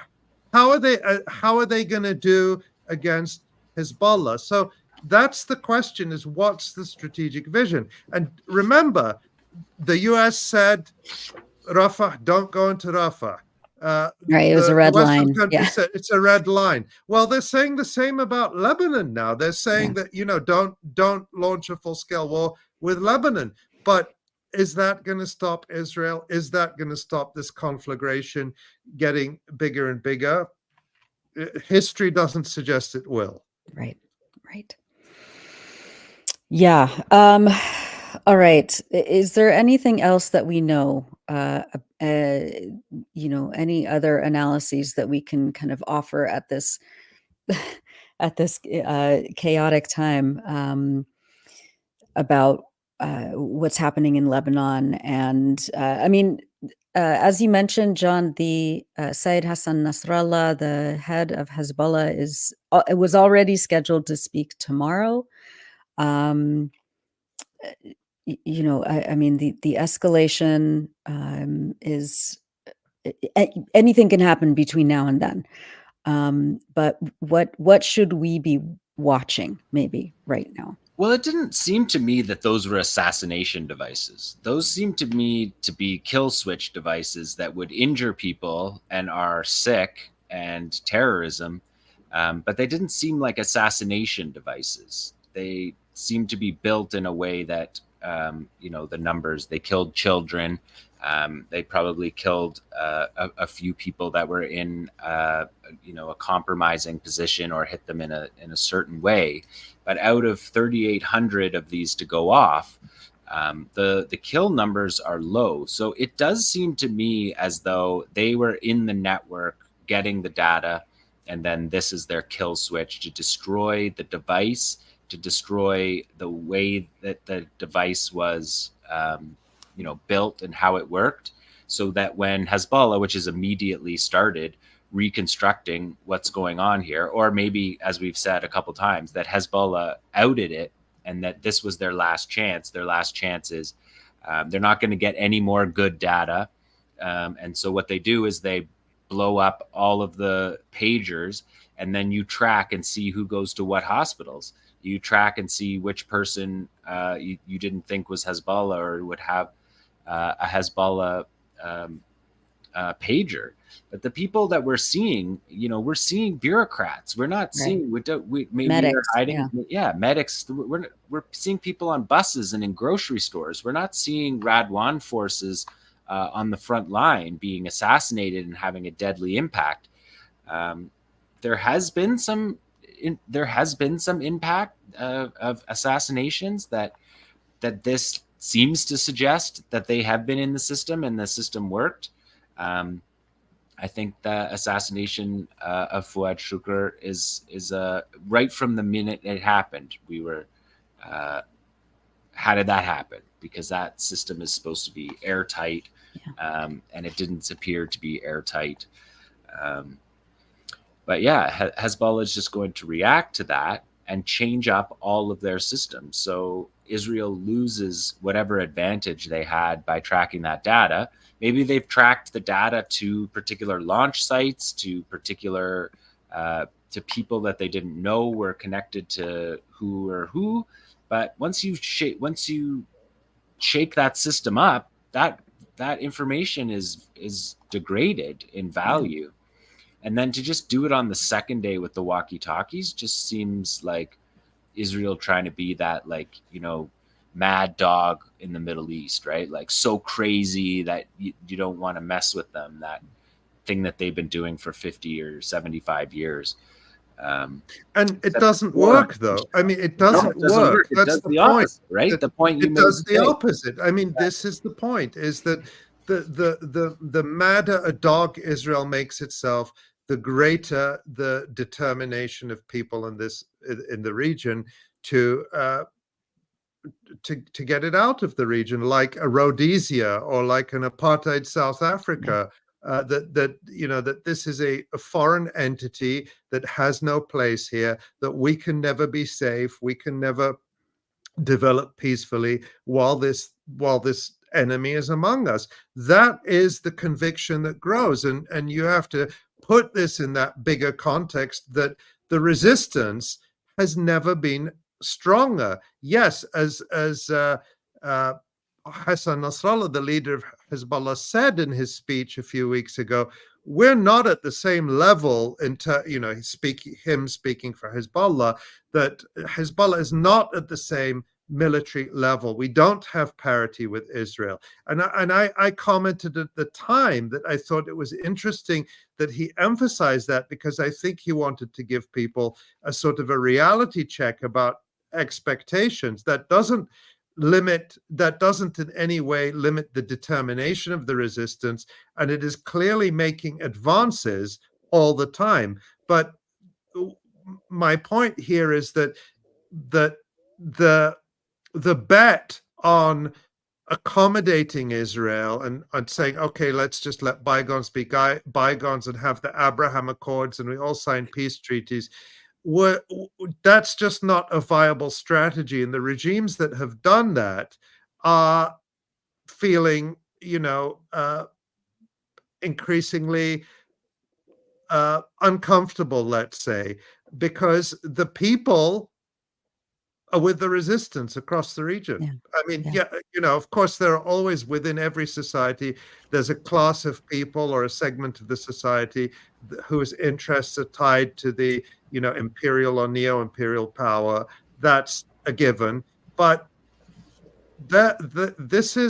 Israel is not making itself any friends, let's say. Right. And he was saying they don't have parity in weapons, right? They don't have billions of dollars being given to them by the US. They don't have diplomatic support in all of these environments to carry on a political war. That's true. But they can defeat Israel in a war, no question. No question. If Israel wants to open a war with Hezbollah, Hezbollah can win that war. Absolutely. Well, which they did in 2006, and we've seen again. Not to go over the same ground. The Israeli military, again, we have to always highlight this distinction: murdering civilians, blowing children to pieces isn't difficult. Anyone with a warplane can do that. What Israel has been unable to achieve is control over any inch of Gaza. There is resistance in every part of Gaza, and week after week, the claims from the Israeli military and political leadership, oh, we've destroyed Hamas, we've destroyed the Al-Quds brigades, you know, that proves to be nonsense. So that's where we are. And in the West Bank as well. Yeah. All right. Well, of course, we'll continue to keep watching. And of course, I believe that Nasrallah is making a speech. I can't. It may be tomorrow, but certainly in the next couple of days. And this will be one of the local 5 p.m. tomorrow, tomorrow. Right? Okay. Thursday. I'll be watching, and everyone across the region and around the world will be watching too. This is clear. And I think another message that we get from this Israeli operation that I think people who have to make the heavy decisions about how to react will be looking at is that restraint doesn't work with, you know, it's a dilemma, it's a catch-22, because all of the groups, again, I'm avoiding the names here to not trigger the algorithm, but all the groups have said, we don't want a bigger war. Yemen has said we don't want a bigger war. Iran has said we don't want a bigger war. What we want is an end to the genocide, and that our actions will stop when the genocide stops and when the Palestinian people stop being murdered by Israel. But that's the dilemma, because any form of restraint or anything that appears to be restraint only encourages Israel to be more aggressive and more like a mad dog. And I think this is another example of that, frankly. Yeah, indeed. Well, thank you, Ali. Thanks, Asa and John. Let's look at the website. There are a few, there are always phenomenal features by our writers in Gaza, but I also wanted to highlight analysis piece by Maureen Claire Murphy, as you mentioned, Ali, about where do we go from here? What is Israel's end goal? And also, I think it's, yep, there we go. What is Israel's end game? Sorry to spring that on you, Tamara. Really very valuable analysis. And yeah. And then there's so much incredible analysis and reporting at the Electronic Intifada this week. I want to highlight a few pieces. Tamara's piece, I also wanted to make sure. Tamara's piece, absolutely. That was what I was going to mention. Oh, good. The headline is Rape, Torture, and Murder Inside Israel's Concentration Camps. And this one, actually, just like Maureen's piece, has gone really viral. So if you haven't read it, you're just being a square, to use it, because everyone is reading this piece. Get with the program, read. It's not an easy read. And that's what I want to say, is it's harrowing. So I have to warn you that this material is really difficult and disturbing. But Tamara thought that it was really important to bring together pretty much everything we know about the systematic rape, torture, and murder that's going on inside Israel's prisons and concentration camps like 𝐓𝐡𝐞 𝐄𝐥𝐞𝐿. This is really shocking stuff. And if you read it, and again, I want to warn people that this is heavy stuff. It's just remarkable how little this material, which you'll see, it's all really thoroughly sourced. It's coming from Israeli, Palestinian, international human rights organizations, direct testimonies from survivors of this violence. We're not talking about like the Israeli rape hoax where it's, a game of whispers and there are no victims, no survivors. This is firsthand testimonies from the victims and from people who were there and saw it with their own eyes. And almost none of this is being reported again in Western media. And so it was so important that Tamara brought all this together in this I think, landmark piece. Yeah. If it's the one piece that really brings it all together. So that was one thing. And then other pieces people want to highlight, there's a lot. I could go on for a long time. So yeah, we just published a bunch people. of new features on the website overnight. So please go check out the Electronic Intifada's main page. Scroll through our blogs and blog posts by the editors. Yeah, I mean, I haven't even read the top 4 stories up there yet. They're so new. But I've read a couple of them, and these Yeah. are always just so incredible. Yeah. When you think about most of these features are being written by people in Gaza who are still living and trying to survive this genocide, who have been displaced multiple times. There are so many pieces by our friends and colleagues who are writing to commemorate loved ones or friends or colleagues who have been murdered and assassinated in this genocide. And it's so important, the work they're doing, and insist on doing at this time. Yeah. When your priority is simply to get enough water to survive for the day, to get enough food to survive, to insist on writing, and it's just awesome. Yeah, and we're incredibly honored to be able to publish this kind of just absolutely important, essential material. So please go to electronicintifada.net.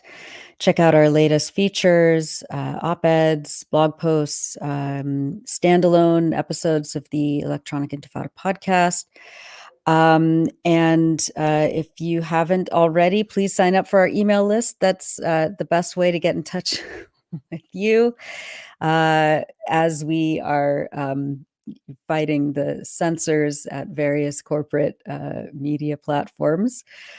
So please make sure to get updates. Yeah. Because remember what happened last week, Nora? A lot of people went to YouTube expecting to see us, and they didn't know we weren't there. And I saw a lot of people writing comments saying, is there no live stream this week? Well, if you were on the email list, you would have known exactly what happened, that we had been censored and that we were still available on other platforms. So that's the value of being on the email list. Of course, you get also 1 email a day with all our headlines and links to our stories. So at a glance, you can see exactly what we've published. And that allows us to stay in touch with you, even when they try and censor us. That's right. And we are, as we said at the very beginning, also streaming and posting our videos to Rumble and Twitch. You can also watch on Twitter, Facebook, and Instagram. I'm probably missing some, but we're trying to diversify our platforms so that our audience can follow us wherever we go. And again, to sign up for our email list, it's up there at Get Updates. Also, as always, implore our listeners and viewers to hit the Donate Now button, like and subscribe on our YouTube and all the other channels. Yeah. And just to say, we don't say this, I feel like we can't say it enough, to say thank you to everyone for your support and all the ways you give it. Through sharing the stories, through being here and watching, through telling people about it. We had so many messages from people who are outraged by the censorship by YouTube and wanted to show their support to us. It really was touching. And for your gifts and donations that allow us to do all this work, we're able to do and say the things that make the big social media companies and the governments want to censor us, because we're independent. We can bring you the kind of reporting we do because it is fueled and powered and supported and funded by you.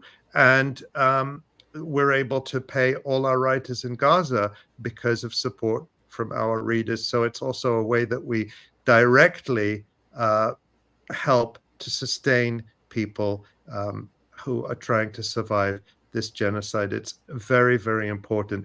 And we don't usually do this, but can I give a little preview of next week's show? Yes, please. Because I'm so excited about it. that next week we're going to have 𝐓𝐡𝐞 𝐄𝐥𝐞𝐜, the writer, who was a close friend and colleague of Dr. 𝐓𝐡𝐞 𝐄𝐥𝐞𝐜, and it's going to be a really special and meaningful episode because Yusuf is going to talk to us about a couple of books he's working on that are coming out soon, that one that brings together the writings of 𝐓𝐡𝐞, and he's also going to talk about how these books are supporting 𝐓𝐡𝐞's family. Yeah. So please join us next week when we have Yusuf al-Jamal, and of course we're going to have a lot more as well. Absolutely. And yeah, so hit that subscribe button. You'll be notified of our, our next live stream, but we will be back next week. And I wanted to give a special shout out to a few people, our colleagues, of course, Maureen Claire Murphy and Ellie for production and writing. Thanks, Asa, for prepping the interview with Huda and Max today. That was phenomenal. And on behalf of Ali, John, and I, thank you, everybody. And we'll see you next week. Thanks.